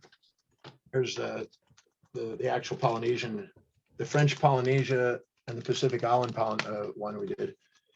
And so what happens is Discovery Channel and National Geographic, they bring their film crews in, and we're all there, and they're filming underwater and on the land and on the islands and on the atolls. And we got geologists there. We've got marine life specialists there. They've got island specialists there. We've got historians, cultural people, and they're all come in, and then they film, and they're doing interviews and everything else. And we're all participating in this. And then they extract raw footage for us, for the ship, for our own version. And then the rest of it goes to whatever, to TV or whatever. And so we do those at least twice a year. The next one will be in Iceland in June. So we do adventures. And then we have Nobel Prize winners that come on here and lectures I mean, every week has got amazing lectures. We had, when the Ukraine broke out, we had the Secretary of State come on, and we've had sometimes a president will come on and they'll come in on Zoom and we'll ask questions and find out what's going on so we don't get all the misinformation in the media. And yeah, so it's a very, very amazing group of people doing amazing things in amazing places. The best way I can describe it. Is there other? It's a one of a kind. It's not a cruise ship. It's a private. It's the largest private yacht in the world with 100 of us that own it. Basically. Wow. Is this the only program in the world doing this, or only one in the world? Wow, that's incredible. Is it hand selected, or like the way you just described the people on there makes me kind of think that it doesn't matter how much money you got, they're also trying to sort you out to see if you could fit the culture of these people. Yeah, there's a lot of criteria in order to get on here. It's not for everybody. Yeah, it's not for everybody. It's for people who have I mean, most people have multiple homes. This is one of them. Some of them are here full time. I've been on 9 months now. I'm about to get off temporarily to go fly to Houston to do a filming. But yeah, these individuals are, there's selection. I mean, everybody is deciding who fits in here and who doesn't fit in here, kind of some. But the criteria is set up also economically, because you can't have somebody on here they've got to have wealth on here, otherwise the payments get dispersed to everybody else. People don't want to have people that don't have solid. So you have to make sure you've got 50 years worth of liquid capital to pay all possible cost in advance, setting aside. It's in escrow at all times in order to be here, which is not a big deal for most of them. But so it's a very unique group of people that are adventurers, pioneers, leaders in their field. They've done extraordinary things that serve vast numbers of people that I've done them. I mean, they're just, I don't know of anybody here that I don't enjoy going to breakfast, lunch, or dinner with and have conversations with. Very intelligent people, many of them. And they do amazing things. There's a lot of philanthropy done from this ship. Do you ever worry about, I'm sorry to interrupt you, Dr. John, a little bit of echo here. I wonder if, like, when I got finished the semester C program, we reached Seattle. It was a full circumnavigation of the world.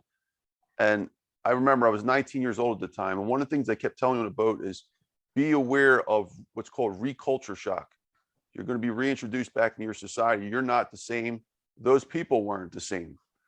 Do you ever worry about that when you go back? Let's say, you're like, all right, I'm done with the world. I want to go back to Houston and, just relax there and go back into regular society. Do you feel that could be a problem at that certain point where you'll have an extreme version of reculture shock? Because I was only on there 100 days. You're on there, I can't even imagine, as long as yourself, the amount of knowledge that you gain, you might, in a way, you sort of start distancing yourself from the rest of the world, because most people, they don't even travel outside their own neighborhoods. And I just think your level of intelligence for something like that, it just goes through the roof. Well, maybe. I mean, I don't think I have a problem with that. I'm sometimes in South Africa. I have an office in South Africa, and I do presentations in townships and schools that don't have money, and I in Indonesia, and I mean, I've lived on the streets. I can identify and own all of this. I'm grateful that I've had poverty and lived on the streets, and I've also had richness, and I as far as I'm concerned, it all works. And I don't really see, I'm a firm believer that whatever you see in other people, you have inside you. Nothing's missing in you. So if I am too proud or too humble to admit what I see in others inside me, then I'm missing the boat. I'm not having reflective awareness. I'm too dedicated to reflective awareness to be caught in that. And I'm also realizing nothing's missing. Wherever I am, I can find whatever I thought was missing is not missing. So I don't think I have any really adaptation of that. No, I don't think that's an issue at all. I mean, when I go to Houston or I go to some place and I stay in a hotel or live in a hotel, no big deal. I mean, I make myself, I have my new concierge, and I have my new person, and I have new things, and I just restructure it. So I don't have a problem. I went during COVID, we couldn't sail for a while. So I stayed in a beautiful hotel in Houston, Texas, and they were like the family. And I got to know all the staff, and I got to meet all the people, and they're looking forward to having me come back when I visit to Houston in a few weeks. And I'm looking forward to seeing them. And they're there's a whole spectrum of people, from people that are working in the bathrooms and cleaning the rooms to at the top, the CEO. I mean, I don't care. They're as far as I'm concerned, a human being is a human being. Can I share a story? Do I have time to share a story? Yeah, absolutely. I got the whole afternoon blocked away for you, but I want to No, respect your time. I've got another thing coming up. So hold on a Yeah. minute. Make sure I'm in the right time here. Let me make sure. Give me 1 second to make Yeah, sure absolutely. I got the time, because I want to ask you I how got much another time one you coming up. Yeah, let me make sure I'm not going overboard here. Yeah, I'm okay. I still got lunch period there. Okay, so when I was 4 years old, my dad had an engineering background, used to work for Hudson Engineering, and decided to go on his own as an entrepreneur and build a plumbing business. Mhm. And he hired 3 plumbers and some laborers. And as a 4-year-old, he asked me to go out and be with the plumbers to watch and learn. I guess he had probably a fantasy that maybe someday I would take over his plumbing business, but it wasn't my destiny. But anyway, because he wanted me to make sure that I learned how to run businesses and everything like that, because if I never had education, at least I could do that. And one day he says, I want you to go out with a ditch digger and spend the day with a ditch digger, or spend the afternoon with a ditch digger. And I went, well, I'd like to go with the plumber. Do I have to go with the ditch digger? He said, no, I want you to go with the ditch digger. He's got something to teach you. So I get in the truck with this guy named Jesse Carter. He had an 8th grade education. He had 8 kids and didn't make but laboring income, basic minimum wage kind of thing. But he drove us over to his house. We parked on the outside on the front in the park in the curb. And we had to replace a water main from the main by the sidewalk along the street up to the house. So we went along there and drew a line. I took a stick with a string on it to another stick and drew the line where it was going to be. And then he went there and he watered the thing to make it moist. So when you dig, you got a moisture, not just broken blocks of hard rock or hard soil. And then what he did is he went in there and with a T-bar, he went all the way through it and checked for roots and cement and rocks and everything else that might block this, because then you're going to run into a snag on that. And we went through there, and then he took some newspapers, and laid newspaper along the side and put little rocks on the newspaper so wind wouldn't blow it. And then he showed me how to do with a sharpshooter, exactly a 3-inch sod. How to do a 3-inch sod. If you get too big a sod, you can't lift it easily and it tends to crumble. If you get too small, it's too thin and it crumbles. So how to do a perfect sod. And so I would dig the sod, and he trained me, and turn it over onto the newspaper. And it was just wet enough to hold together and not break apart, but small enough I could turn it. And I layered one layer over the other, and he made me dig this entire ditch as a 4-year-old, and I had to get up there and I had to climb on this thing. And of course he would help me a bit. And he wanted me to feel that the achievement of this. Of course, my hands were blistered and I was sweating and I was getting sunburned and everything else. And we made this perfect sod. Then he showed me how to take a ruler, what do you call it, a leveler, and grade it so it's perfectly flat. Because if it's got a bow in it, water will sit there and rust easier. If it grades, you don't have water. So he made sure it was graded perfectly. And then what we did is we put the pipe in there, we sealed it, we double checked it, we wrapped it, and we then covered the sods back up and put it and patted it, watered it, patted it perfectly, fluffled up the grass where you would never even know we were there. And a brand new water main was in.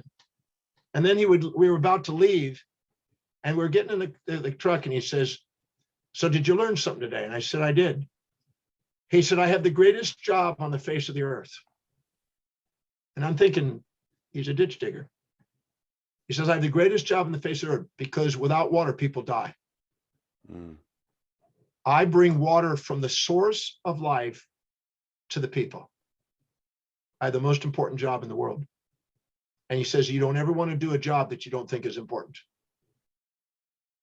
And then he says, I have the greatest job. And he says, and the way I know I'm successful is when the customer calls your father and complains that we never came. Why did we not come? because I never disturbed their yard. There's no mud. The grass is perfect. They will never know we were there. And they will think we didn't come. And when they do that, and he gets to tell them, you have a new main, walk out, and their expectation is exceeded, they're extremely grateful and they pay the bill. He says, my job is to get them to be so grateful for what we did and so astonished that it was done so perfectly that I feel that that's my honor to do what I do. And my dad wanted me to go be with him because he was a man on a mission digging a ditch. So I see everybody wherever they are with a purpose. That is a beautiful story, Dr. John. And just a little backdrop. I actually grew up in a real estate background, carrying concrete bags when I was 7. So I completely relate to your story. Your dad, a plumber, my dad, real estate guy. I actually had to, most of what I did was destruction, like a lot of demolition. So I was around plumbers and things like that. And I agree with you 100%. You know, a lot of those contractors, they were really serious about what they do. And there's no way that you can do that job if you're not, and not get hurt. Come back day after day. I mean, of course, money's a thing too. They're doing it for money, but that only goes so far. You got to come in with determination and ready to go. So, wow, that's incredible. I didn't know your dad was a plumber. That's really cool. Yeah. Well, he was an engineer, but he owned a plumbing business. So he's kind of an entrepreneur, but I didn't ever see him do the actual plumbing, but he had the savvy to be an entrepreneur. And I think he was trying to teach me to be an entrepreneur too. That's a brilliant lesson. Thank you, Dr. John. Appreciate you for sharing that story. All right. So, Dr. John, I'm going to get into some template questions, if we can maybe answer in about 30 seconds or less. And then if we got more time, I'll come back and do some bonus questions because I have a lot of good questions for you. And we have the clubhouse. I'm going to have to go in about 5 minutes. I got about 5 minutes. Hope you don't mind. Okay. All right. So maybe we can do this maybe 10, 20 seconds a question. Let's start with, can one book change the world? It can change an individual, and that book that changes the individual, and that individual can change the world. Margaret Mead said, never underestimate the significance of a small group of people for changing the world. In fact, that's the only thing that ever did. One individual with a vision inspiring a group of people that stayed focused on something changes the world. Absolutely. Can book change the world? Yes. Thank you, Dr. John. Next question. What role has networking played in your life? Maybe 10 seconds. Your network determines your net worth, I think the old saying goes. Sandy Vilas was a friend of mine who wrote the book Power Networking, who saw me doing networking in elevators. I used to pick up patients from elevators, doing elevator seminars. I had a captivated audience. They wouldn't go anywhere. And I do 20 people do a talk in the elevator and pick up new patients that way. He is a firm believer that your network is determining your net worth. How many people you know and who you know and what impact you have on them has a massive impact on your life. Yeah, but it doesn't mean that you can't have one individual that has a massive influence, or you could have many people that have less influence, or you have a multitude that have minor influence. You can still make a difference. Because sometimes I know a woman that only dated one man and impacted the world dating one man because she met the right guy. Celine Dion is one of those, right? Wow. She met one guy and they joined together and they made a team and they made a powerful thing. So, but networking is essential. Thank you, Dr. John. And as an extension of that question, is mentoring important? And who are some of your mentors? Maybe 10 seconds. Well, if you want to stand on the shoulders of giants, you're going to go farther with foresight than you are with hindsight. Trial and error is the lowest heuristic you got. And that's the least efficient. So mentoring I think is an essential thing. And I've had thousands. Most of them have been in books, but I've had live mentors from the time met Howard Hughes and told me, he's the one that told me my cufflinks say love and wisdom today. And he's the one that told me when I was 14 and hitchhiking to El Paso, he said, you got to learn how to read, boy, because there's only two things they can never take away from you. And that is your love and wisdom. So you gain the wisdom of love and the love of wisdom, man. And that has been with me ever since. So that was a massive impact on my life. I'm all dedicated to the love of wisdom and the wisdom of love, philosophia. So I've had mentors all along the way, surfing mentors, business mentors, financial mentors, real estate mentors, intellectual mentors. There's people on the ship. There's a Yale professor here, there's a neurologist here. They're leaders in their field. And the guy that started gene therapy, I mean, I've got him. These are mentors in genetics and mentors in philosophy. I mean, so yeah, I've got mentors all through my life. Thank you, Mentors Dr. in John. surfing. Yeah, exactly. Depend all different things. And what are your favorite financial books? Maybe no more than 3. Well, the Book of Wealth was the most significant one by Hubert Howe Bancroft. And this is not about how to pick a stock or not how to get rich overnight. It's basically a summary of the richest individuals, richest organizations, richest institutions, the wealthiest over the last 6,700 years, what was common to them. And I devoured it. It's a 10-volume set. It's actually one book, but it's in 10 volumes. And I devoured that thing and summarized it into Wealth Wisdom of the Ages, an audio video program that I made. And it was about 3 things: about feeling that you are, by divine providence and human sovereignty, destined to serve vast numbers of people. That was common to these wealthy people. The second one was that they were destined to serve people by raising the standards of humanity and elevating the standards by investing in inspiration, not rescuing desperation. And the third was to transcend the moral constructs about money. It's neither good nor evil. It's just a measurement of contribution with sustainable fair exchange. And it's a means to create fair exchange, which is equitable and equity, which is our inspiration and material wealth package. So yeah, this book is probably the greatest book that I've seen on the field, even though most people won't want to read it because it's basically on the study of the history of the wealthiest organizations in the world.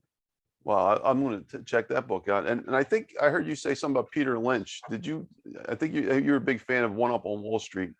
That Well, book I kinda- read that many years ago, and he said, after I've done quantitative and technical analysis, I go to visit the companies, and I'm looking for people who are grateful for their job, loving what they do, inspired by the vision, enthusiastically working, certain about their skill, and present when they do it.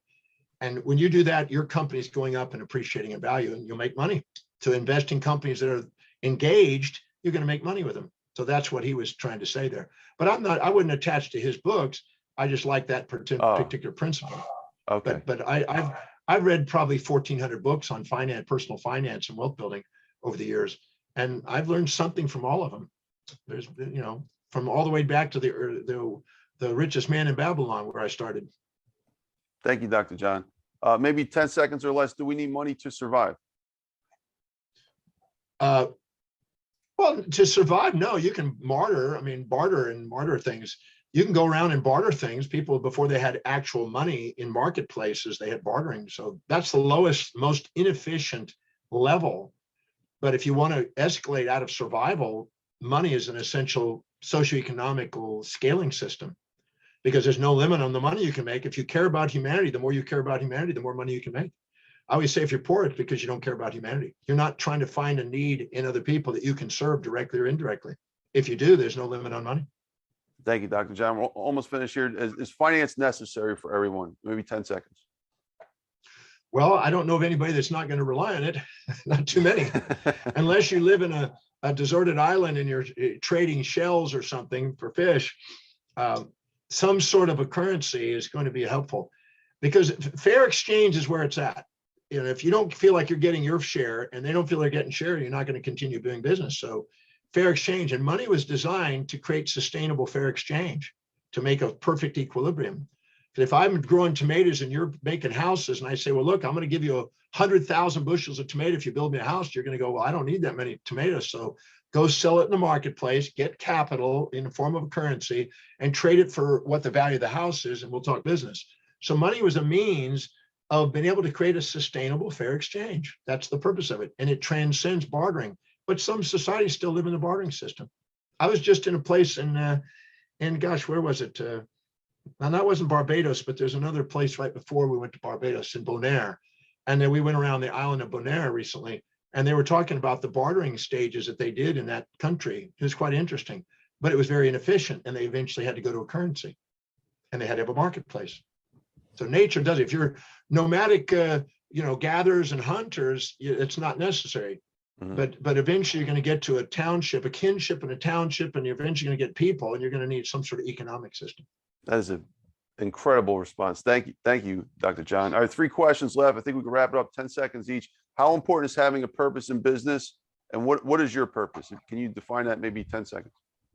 Well, to me, living your life without a purpose, without something that's meaningful that you create in your life by the observation of what you're spontaneously dedicated to doing, what your life demonstrates truly means something to you. I think that's essential for any enterprise, not just business. It could be government, it could be religious, whatever. Raising a family, I think having a purpose gives people an advantage over people that don't. My observation is that way. I've been clear about my purpose and had it written down for 50 years now, 50 years in October. And then what is your the purpose, second question? Dr. John? What is my purpose? Well, I think if you look at my life, all you have to do is look at what my life demonstrates. Teach, research, write, travel. My purpose is to travel the world and research the laws of the universe and teach as many people who are receptive as I can to try to help them live more extraordinary lives. That's incredible. Thank you, Dr. John. I love that. What would you like to accomplish in the next 10 years or so, and why? Maybe 10 seconds. Well, I'm gonna put out many more books.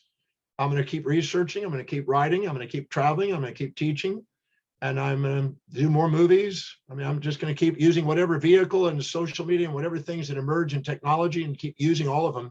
We just got translated into 9 languages. Wow. My books are in 40 languages now, but we just found that all of my YouTube videos are now in 9 languages, and eventually all the languages will be done. So we'll put them into new languages to reach more people. I'm just going to keep using additional technology and delegate and let other people do and help me reach the people that I want to reach with the message I want to reach as I travel the world. Thank you, Dr. John. I commend that about you a lot, especially with the clubhouse being open to new technology. Last question, Dr. John. What would you like to be your legacy to the world? After this question, we'll wrap it up and we'll make good time. I've already got it written out. It's about a 40-page text of exactly how I want to be perceived 1,000 years from now. And actually, it's already coming true. And I'm amazed. I was speaking in Austria, Austria, at the Melk Abbey in Austria, and speaking to the Walsall Conference. And there was Muhammad Yunus was there, the Dalai Lama was there, Wolf Singer was there, and Paul Nernst was there. Those are 2 Nobel Prize winners. And there was 12 of us speaking on solving 6 world issues. And I got to do a thing on conflict resolution. And afterwards, the 12 of us were in a semicircle in the Melk Abbey in the library. And they gave us a stainless steel cylinder that was air vacuum sealed. And inside there, they had 365 of my quotations from my books, plus my DeMartini method, which is on conflict resolution that I just presented. And media was all around and everything else. And we put these, and then we walked down in a procession down to the Infinity of Divinity library room. They opened up the vault where they store ancient manuscripts. And we went in there to the Infinity of Divinity library shelf, and I got to stick my cylinder in there with my quotations and my method sitting there to be sealed for 1,000 years. So I'm a firm believer that if you write goals, if we go around and say we're immortal souls, it's time to write immortal goals.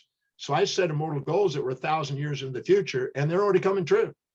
So things are in motion. So I'm a firm believer in creating the legacy how you want it to be.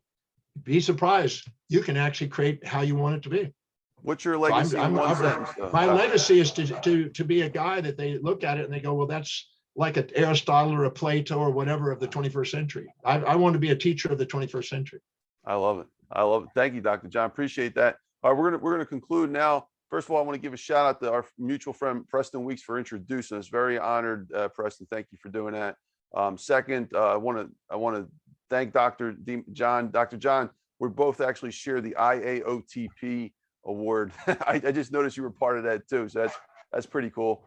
But I want to also leave the floor to you, Dr. John. Anything you want to tell us about? You want to share your books or website, social media, anything you want at all to promote or say? The floor is yours, Dr. John.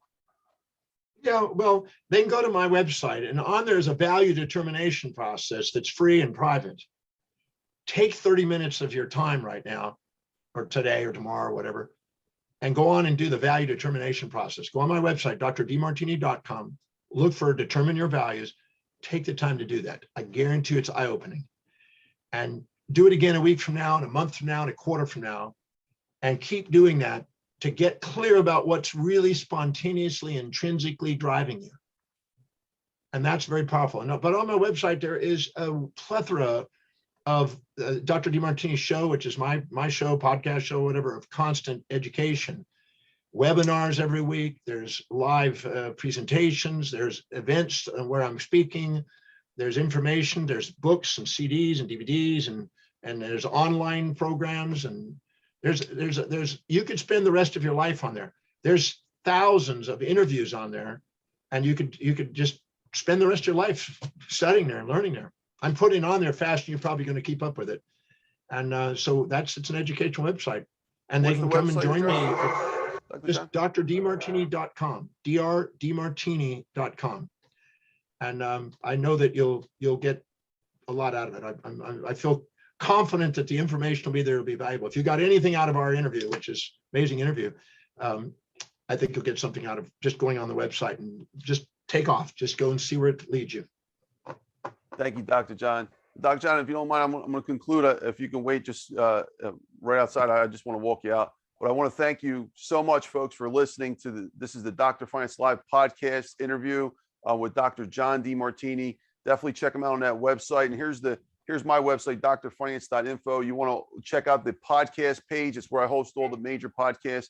This will be on YouTube and all the major podcast directories out there. Sure to get a lot of views. Definitely check it out. Follow, like, and subscribe to all social media for Dr. John, as well as myself, and Clubhouse. We got an amazing event. If you're not watching this 2,000 years from now, if you're here live tomorrow, Friday, April 15th, between 7 and 9 p.m. Eastern time, we're going to have Dr. John as the main guest speaker. So I'd love to see you guys join us in the Finance Club, one of the top clubs on the app called Clubhouse. Here's my books. My first book, The Necessity of Finance. Definitely give that a check out as well. The Most Important Lessons in Economics and Finance. And my last book, The Survival of the Richest. Thank you again, folks. Appreciate you being here, and we'll see you on the next episode. Thanks again, Dr. John. Thank you.